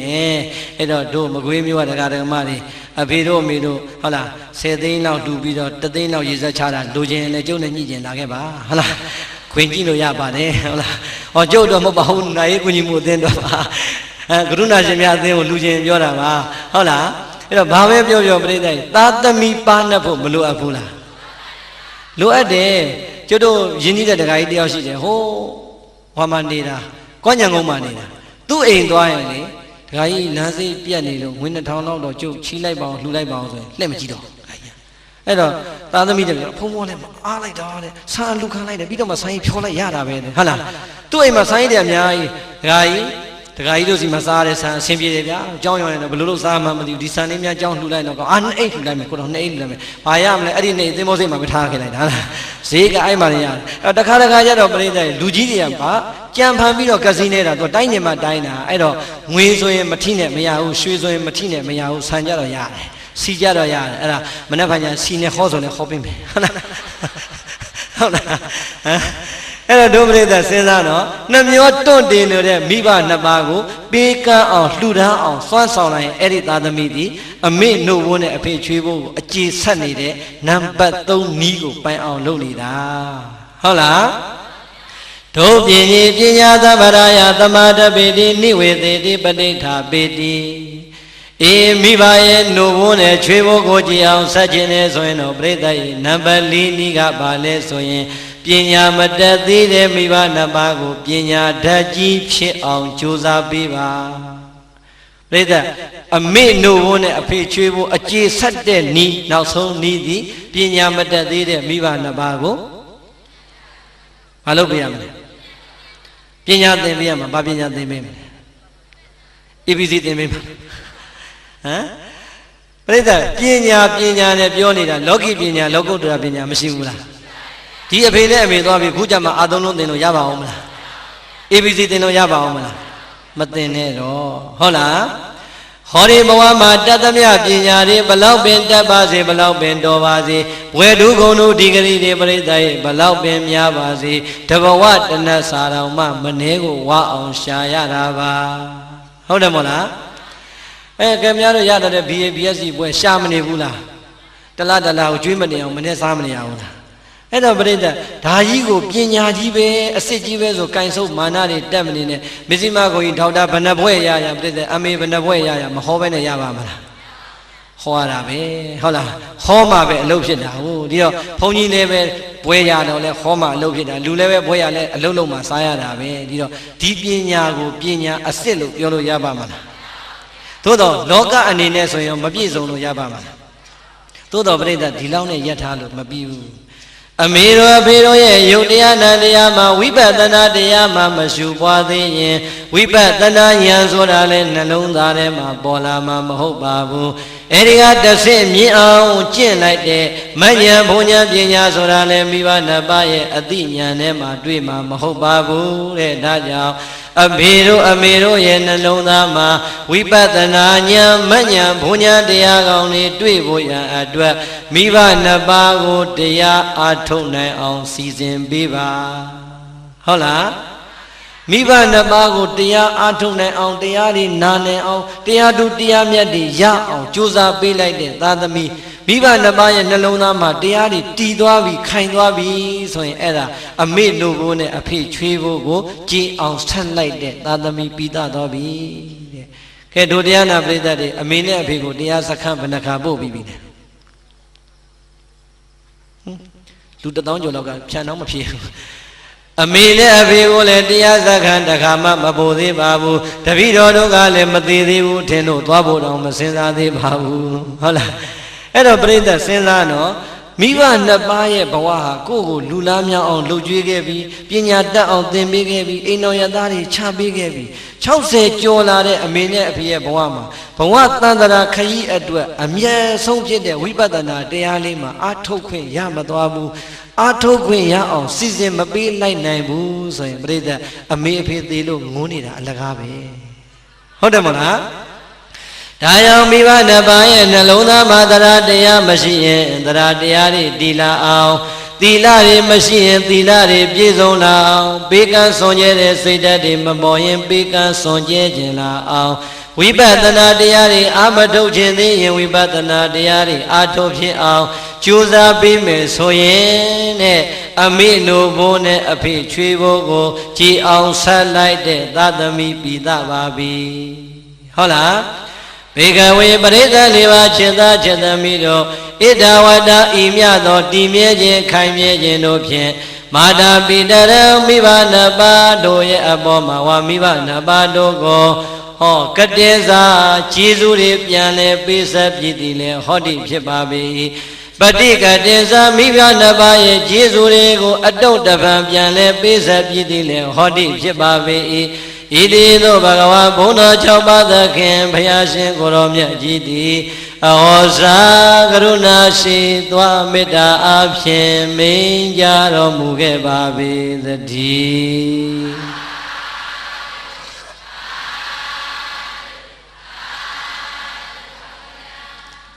ပရိသတ်ကျမ်းဖန်ပြီးသာဓုခေါ်လိုက်ရတာဟုတ်လားဘယ်နှချက်ပြီးသွားပြီလဲ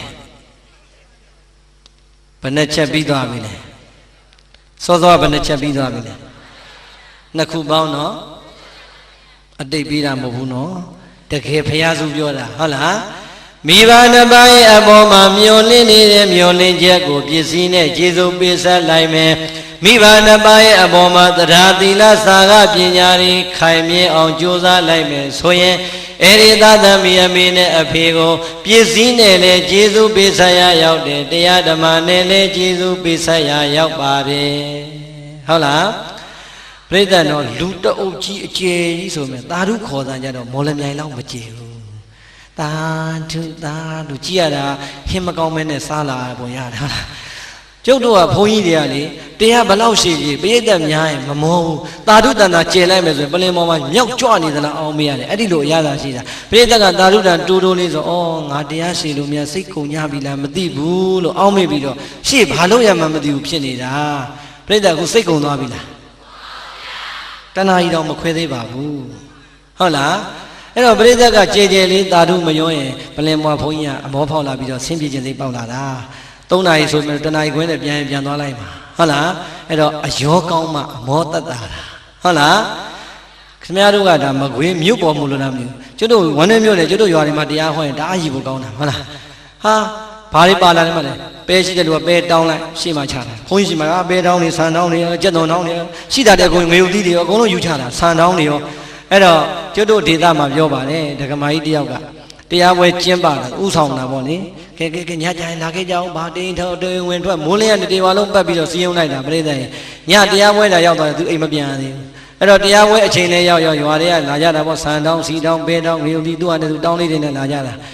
ပြီးတဲ့အခါကျမှခောဘကဘာလို့လဲဆန်ကိုဆန်ရင်ပဲကိုပဲရင်ငရုတ်ချင်းရက်သွန်ချင်းရောပြီးအိတ်တွေပိုင်းနဲ့ထက်ပြီးတော့မှကားပေါ်တင်ပေးလိုက်ရတာဟုတ်လားအဲ့တော့ဒကမာကြီးကတရားပွဲလဲစသူရှေ့စောနေတရားနာတနေ့အကုန်လုံးသူကလည်းပင်ပန်းထားတော့စိတ်ကလည်းပြင်းနေတဲ့အခါဘုန်းကြီးကိုကြည့်ဟုတ်လားဘုန်းကြီးကလည်းအဲ့ဒီနေ့သူ့တရားသူမှန်မှန်ဟောတာပါပဲ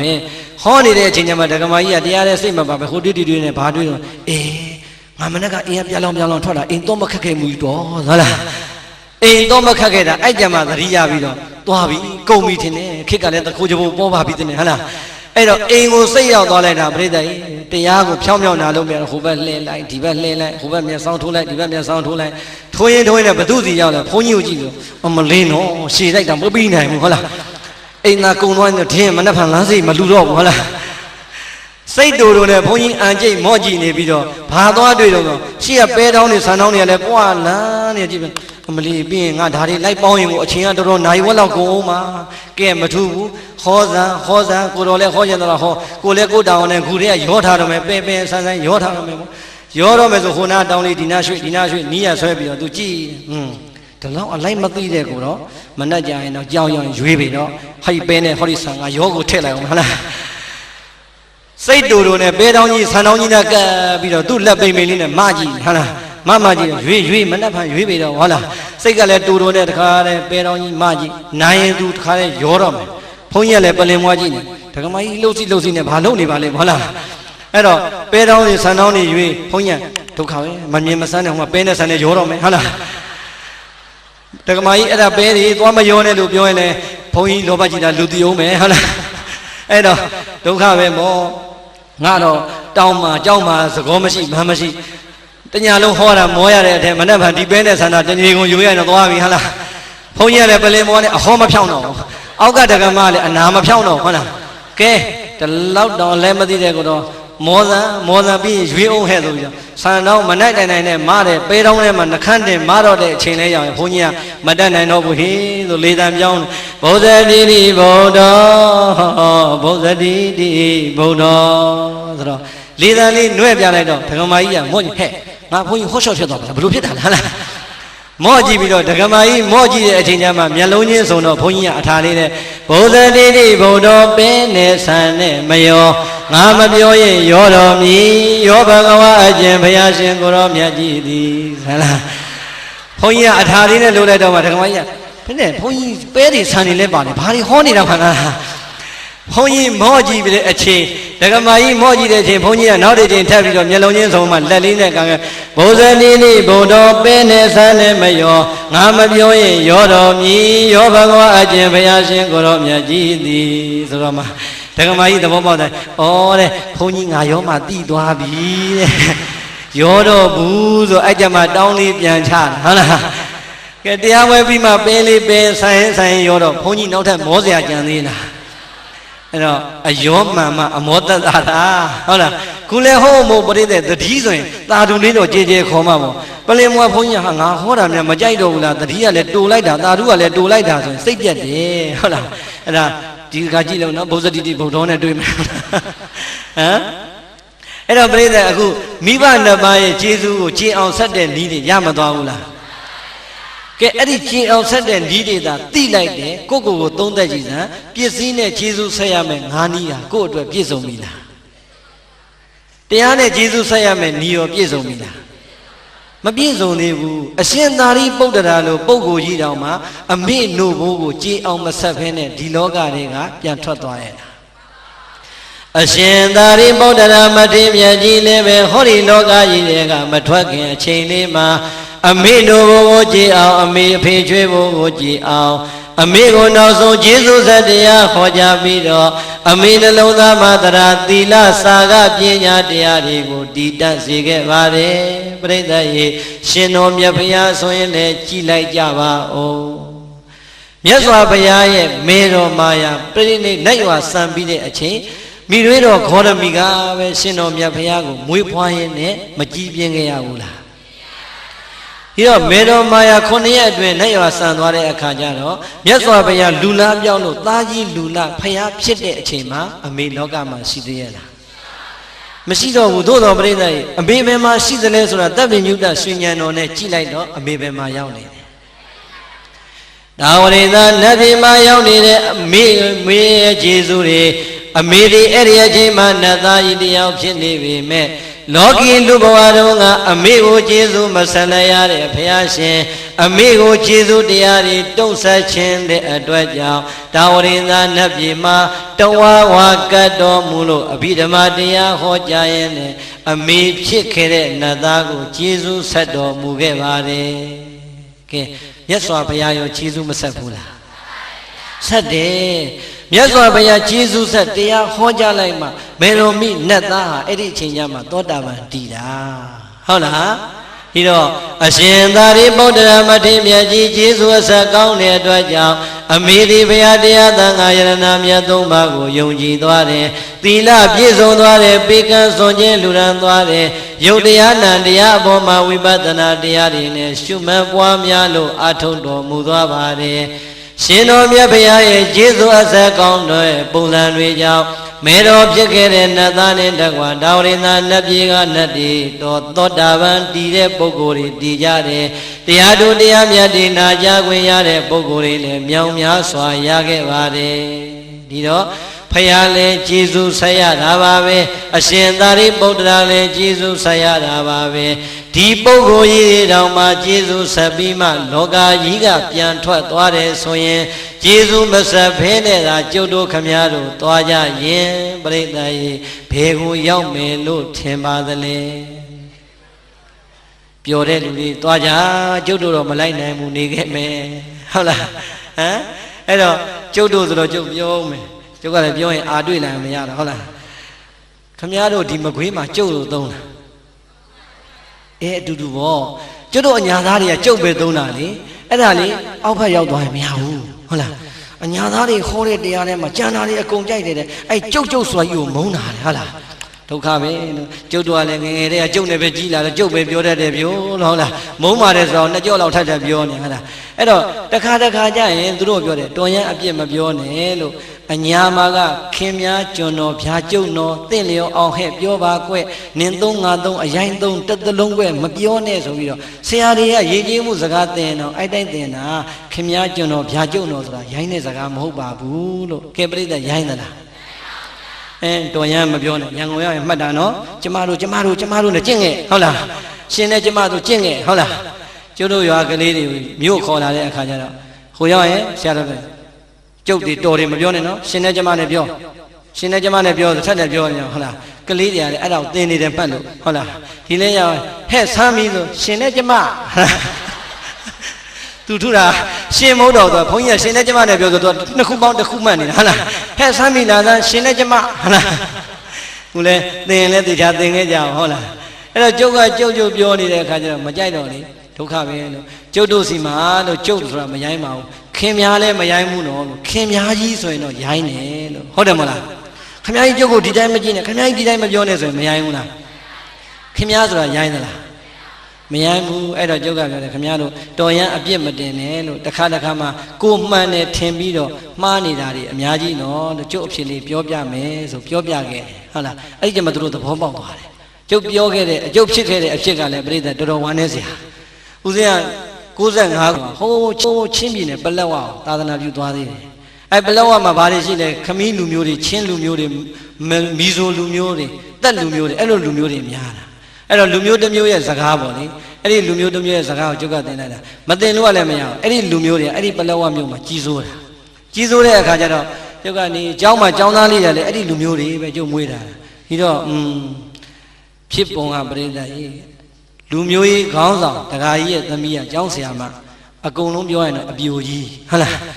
သူကလည်းเจ้าဆရာမပြိုကြီးတစ်မျိုးလုံးကိုဩဇာညောင်းတယ်သူ့ကိုကြောက်နေရတာအဲ့ကျုပ်ကလည်းဒီကခတ်စွာသွားကိုတော့ဟိုမှာယဉ်ကျေးမှုသင်တန်းတွေပေးတရားတွေဟောဆိုတော့တခါတည်းယဉ်ကျေးမှုသင်တန်းပေးတဲ့အချိန်ပဲသူကလေဒီဘုန်းကြီးလာတာလေဖောင်စွာလုံးနေဆိုပြီးတော့ကလေးတွေကိုကျုပ်ယဉ်ကျေးမှုသင်တန်းပေးတဲ့စနေတနင်္ဂနွေကိုကျူရှင်မတက်မနေရကျူရှင်မတက်တဲ့လူစာမျိုးချပြမယ်ဆိုတော့ပရိသတ်ကြီးကျုပ်မှာစာမျိုးချဆံမှမရှိပဲသူရှိတယ်သူစီပဲသွားကြတာပေါ့ကျုပ်ဟာငါကလေးတွေဘယ်ရောက်ကုန်လဲဆရာမအားတဲ့ကျူရှင်မတက်ရင်စာမျိုးချပြမယ်ဆိုတော့တဲ့တပည့်တို့အဲ့ပဲသွားတော့မယ်ဆိုဟာဆရာမဒါတက်ငါ့ကိုညစ်ပတ်တာပဲအဲ့နဲ့မထူးကျုပ်ကလည်းမာယာကောင်ဘာညာကုန်လို့စီဝေးထိုင်ပြီးတော့ဒါကျုပ်ရက်ကိုတော့မလုပ်ကြပါနဲ့ကျုပ်ကိုပေးပါဆိုမေတ္တာရက်ခံတော့မာယာကဥက္ကဋ္ဌကြီးလည်းဆရာမအားတဲ့ကိုယ့်အလုပ်ကိုလုပ်ပါဒါမှန်ပါတယ်ဆရာမစနေတနင်္ဂနွေဘယ်တော့စာသင်မှုလို့ဒီစာသူ့ဟာသူဆရာတော်သူ့အလုပ်သူလုပ်ပါစေဆိုတော့ကျုပ်ကနိုင်သွားတယ်ပေါ့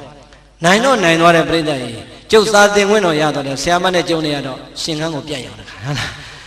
မြို့လေးကတစ်မြို့လုံးမှာလမ်းတစ်လမ်းနဲ့ရှိတာကျုပ်ကကျောင်းကထွက်လာရင်လည်းဒီလမ်းသူကအရင်ထွက်လာရင်လည်းဒီလမ်းသူကယုံလာရင်လည်းဒီလမ်းကျုပ်ကကျောင်းလာရင်လည်းဒီလမ်းဆိုကျုပ်တို့နှစ်ယောက်များဘလောက်မေတ္တာရှိလဲကျုပ်ကိုမြင်ပြီဆိုရင် तू ကနီးရအိမ်ဝင်သွားတာဟုတ်လားကျုပ်ကလည်းသူ့မြင်တာနဲ့နီးရနေဝင်ချပါလားတခါတည်းက तू သွားတော့ပြီကိုသွားတော့ပြီလို့ထွက်အတက်ပြန်ဆုံးနေတာအဲ့ဒါလောက်ဒီမေတ္တာရှိတာအဲ့တော့လေဘလို့မှညှိလို့မရဝန်ထမ်းတွေကလည်းနည်းနည်းလေးအရာရှိတွေကကိုဗမာတွေကနည်းနည်းလေးဆိုသူတို့ကလည်းစိတ်မကောင်းကြပေါ့ညှိကြပြောကြဘလို့မှမရအဲ့တော့သွားပြီငါရာဇဝင်တော့တွင်ပြီပေါ့လေအဲ့ဒါနဲ့ကလေးတွေကိုပြောတယ်ပြန်တော့မယ်နေမနှက်ပံတပတ်ခါဆိုပြန်တော့မယ်ငါမနှက်ပံတရက်ပဲနေရတော့မယ်ကွာလို့မင်းတို့ဆရာမကြီးကိုပြောလိုက်ပါလို့ငါတို့ဗမာလူမျိုးတွေကနှိမ်တာမဟုတ်ပါဘူးကို့အလုပ်ကိုလုပ်တာအเจ้าမညီညွတ်လို့ဖြစ်သွားတာပါမင်းတို့လည်းလူမျိုးရေးအစွဲတွေမထားနဲ့တော့အာသားတို့ကဘာမှမပြုတ်ဖုံဖုံနဲ့မင်းတို့တောင်းပန်လိုက်ပါကွာလို့ငါကိုစားပြောလိုက်ပါလို့ဟာမတောင်းပန်ဘူးလေဖုံဖုံကိုယ်တိုင်ပြောလိုက်ပေါ့လေသားတို့ဘိန်းနာမှာနေပေးမယ်ဟာစင်ပြေလိုက်လားဟုတ်လားမင်းတို့တော့လို့ငါ့ကိုဘာတွေပြောခိုင်းမှာဟာဖုံဖုံနဲ့တပည့်တော်တို့လူမျိုးစကားနဲ့ပဲပြောလိုက်ပေါ့တဲ့အဲ့ဒါဆိုရင်ဆရာမသဘောကျပြောကွာဒီငါမင်းတို့ငါဗမာဝက်ကြပြောပြမယ်မင်းတို့ငါမင်းတို့စကားနဲ့သင်ပြတာငါပြောမယ်ဆရာမတယောက်နဲ့တယောက်ခွင့်လို့ကြပါစို့ငြင်းညမ်းကြပါစို့ကြိုလည်းပြန်တော့မှာငါအဲ့ဒါပြောချင်တယ်ဆိုဟာဖုံဖုံလွယ်လွယ်လေးဘယ်လိုပြောရမလဲဆရာအမရွေစီနာဖို့လို့ပြောလိုက်တယ်ဟာအမရွေစီနာဖို့ဆိုတာဘာလဲဟာငြင်းညမ်းကြပါစို့ခွင့်လို့ကြပါစို့လို့ပြောတာဟာကောင်းလိုက်တဲ့စကားကွာဟုတ်လားကြက်တာအဲ့ဒီညာပေးမပြောနိုင်ဘူးတန်းလျှောက်လက်ဟန်ချင်ရနဲ့မျက်နှာဆရာမအမရွေစီနာဖို့ဟဲ့ဟာလားပေးလေးနဲ့ဟာလားမနဲ့မိုးလေးပြောဖို့တော့ကိုစကားထစ်မှာဆိုဆရာမအမရွေစီနာဖို့ဟဲ့ကျင့်လိုက်လမ်းလျှောက်လိုက်တညာလုံးကျင့်နေအလုပ်ကိုဖြစ်နေဟုတ်လားမနဲ့မိုးလေးကြတော့ကျွတ်တို့လက်ဖိတ်ဆိုင်မှာဆုံနေကြဟိုဗမာနည်းနည်းလေးပဲအရာရှိကျွတ်တို့ဒီနေ့ဆရာမကြီးလာရင်ခေါ်ရတော့ကျွတ်ဆရာမကိုနှုတ်ဆက်မယ်ဟာကောင်းတော့မို့ဆရာတော်ရဲ့ကိုကဘုန်းကြီးပဲကိုဘက်ကမာနတွေချပေးလိုက်တာကောင်းပါသူတို့ကလည်းအဝမ်းနဲ့သားနေတာခေါ်ပြအောင်လားခေါ်လို့မှသူတို့စကားနဲ့ကိုကနှုတ်ဆက်မှာဘာစကားတော့မဟုတ်ဟာကောင်းတယ်ဆရာတော်ချမယ်ဟုတ်လားသူတို့ကလည်းလူပြောတွေဆိုတော့ဆရာမကြီးလည်းလာအောင်ပြိဿကြီးဆောင်းလာလဲလာဆရာမလာအောင်နဲ့သူတို့လည်းခေါ်တော့လာတော့ရာရှိတွေဆိုတော့ဒီမှာတဲ့ဆရာတော်ကမနှက်ဖန်ပြန်တော့မှမလို့နှုတ်ဆက်မလို့တဲ့ကိုကလည်းပြုံးပါပဲမာနကိုအပြတ်ချထားတာဆရာမရဲ့လို့ကျိုးတို့လည်းဗာမုတ်တဲ့ကိစ္စလေးနဲ့ဗုဒ္ဓဘာသာချင်းချင်းမကောင်းပါဘူးလို့ကျိုးလည်းမနှက်ဖန်ပြန်တော့ဆရာမလို့တယောက်နဲ့တယောက်ဒီလိုကြီးခွဲရတာမကောင်းပါဘူးလို့ကျုပ်ဆရာမဟုတ်လို့ဆရာမတို့စကားလေးနဲ့ပဲနှုတ်ဆက်ပါမယ်အမရွေစီနာဖို့ဟုတ်လားလက်ဖိတ်တိုင်းမှာခုံနေပဲလေးနဲ့အမရွေစီနာဖို့ဆိုလွှဲတာလားအမလေးပရိသတ်ငင်းငင်းရေးရတယ်မထင်တော့ဖုံဖုံတော်ဆိုပြီးတော့ဟာလက်ညိုးကြီးထိုးပြီးအင်းကျိတ်ပြီးဆောင်းနဲ့ထွက်တော့ဟာသွားပြီလို့ကိုကလည်းဒေါကန္တာပေါ့ဟာဆရာကရိုင်းလိုက်လားကွာလို့ချင်းချင်းနဲ့မေတ္တာကြီးတောင်းပန်တာတော့မှငါလာပြီးစော်ကားမော်ကားလှုပ်သွားရဆိုလေဟာဖုံဖုံအဲ့ဒါဘာပြောလိုက်တာလဲဟာဒါငင်းငင်းကြပါဆိုခွင့်လို့ကြပါဆိုလို့ပြောတာပေါ့လေကျုပ်ကလည်းချင်းချင်းနဲ့ရှင်းပြနေတော့နောက်ကလက်ဖက်ရည်ပြောတဲ့ကောင်ကနှစ်ဖူးပုတ်ပြီးထွက်လာဟာဖုံဖုံလှုပ်ချလိုက်ပြန်ပြီတဲ့ဟာဘာဖြစ်တယ်တော့ဟာကြီးကောင်လို့ဟာဖုံဘာလို့အဲ့လိုသွားပြောတာလဲဟာ မနစ်ညငါတပည့်တွေမှာငါသင်တန်းတက်ထားတာတညာလုံးကျင့်ထားတာဒါအမရေစီနာဖို့ဆိုငြိမ်းချမ်းကြပါဆိုခွင့်လို့ကြပါဆိုမဟုတ်ဘူးလားဟုတ်တယ်လေတဲ့ဟုတ်တာဘာလို့သူကငါ့ကိုသိတော့ဟုတ်တယ်ဆိုတာကမဟုတ်ဘူးတဲ့ဟာမင်းဥစ္စာရှုပ်ကိုဟုတ်တယ်မဟုတ်ဘူးဆိုဘာတော့ဟာလို့မင်းဆိုဟုတ်တယ်ဆိုတာဖုံဖုံနဲ့တပည့်တော်နဲ့ဆိုရင်တော့ဟုတ်တယ်တဲ့တပည့်တော်တယောက်တယောက်ရံဖြစ်ပြီလားအမရေစီနာဖို့တကယ်ကြီးခွင့်လို့ကြပါဆိုငြိမ်းချမ်းဆိုဟုတ်တယ်အဲ့ဒါငါပြောတာဒကမတွေနဲ့ကြတော့အဲ့လိုမရဘူးအဲ့လိုပြောလို့မရဘူးတဲ့ဟာဒကမတဲ့ဆိုဘာတိတ်ပဲထွက်တယ်အတူတူနေရအောင်လို့ပြောတာတဲ့အမလေးမားလိုက်ပုံအဲ့တော့ဟိုမှာအပြိုကြီးတော့အတူတူနေရအောင်ဆိုတင်းပြီပေါ့ဟုတ်လားဟမ်ပြောတဲ့လူကလည်းကြည်ဟိုဒီမှာဘာမှမရှိတဲ့ဟိုမှာကြုံသွားအဲ့တော့ဟောအန်ကျိတ်သွားတာတော်သေးတာငါကံကောင်းတာပဲလို့ယူနေဘက်ကနေမပေါက်ခဲ့တာတော်သေးတယ်အဲ့တော့တခါမှလို့ခင်ဗျားတို့ကိုမှန်တဲ့တမီးမားနေတာလေအများကြီးတော့ဟုတ်လားအမရေစီနာဘုရားယောက်ျားကြီးဆိုတော့ငင်းငန်းအောင်ဟုတ်တယ်တဲ့မိန်းကလေးနဲ့ကျတော့အတူတူနေရအောင်ဆိုတော့သွားပြီပေါ့ဟုတ်လားအဲ့ဒါကြောင့်ရန်ကုန်ရောက်ရင်အခြေအနေကြည့်ပြောနော်ရှင်နဲ့ကျမပိုင်းမလုံးနဲ့ဟုတ်လားအဲ့ဒါရန်ကုန်ကလူတွေအဲ့လိုပြောမှပဲသဘောပေါက်တော့တယ်ဟုတ်လားဒါတော့ဦးဇင်းတို့ပြောချင်တာကမိဘကျေးဇူးကိုခုကြည်အောင်ဆက်တဲ့နေ့ဦးဇင်းပေးပြီးပြီဖះရှင်ဆက်တဲ့အကြောင်းဟောပြီးပြီအရှင်သာရိပုတ္တရာဆက်တဲ့အကြောင်းဟောပြီးပြီဒီလောက်နဲ့သိရင်လည်းရပြီသို့တော့နောက်ထပ်ဇက်ကြောင်းတစ်ခုဟောခြင်းသေးတယ်တဏှာကြီးတော့အချိန်ကုန်မယ်ပြီးမလားသိကြပြီနော်ကဲသိကြရင်ပြီးတာပါပဲဟုတ်လားအားလုံးတို့ပရိသတ်တွေကျေးဇူးဆက်တတ်အောင်လို့ပါဟုတ်လားအမေတို့အဖေတို့ရဲ့မွေးကြွေးစုကိုဆက်တတ်ဖို့ရန်နှုတ်ဘိုးကိုကြည်အောင်ဆက်တတ်ဖို့ရန်ပစ္စည်းနဲ့ကျေးဇူးဆက်ခြင်းတွေလည်းသိအောင်ပြောကြားခဲ့ပြီးပါပြီတရားနဲ့ကျေးဇူးဆက်ခြင်းလည်းပဲဟောကြားခဲ့ပြီးပါပြီအရှင်သာရိပုတ္တရာမထေရမြတ်နဲ့ဘုရားရှင်တို့ရဲ့တရားဓမ္မနဲ့ကျေးဇူးဆက်တဲ့ဤတွေလည်းပေးခဲ့ပြီးပါပြီအေးမြတ်စွာဘုရားလက်ထက်တော်ကာလတော်ကယဟန်တော်တစ်ပါးရဲ့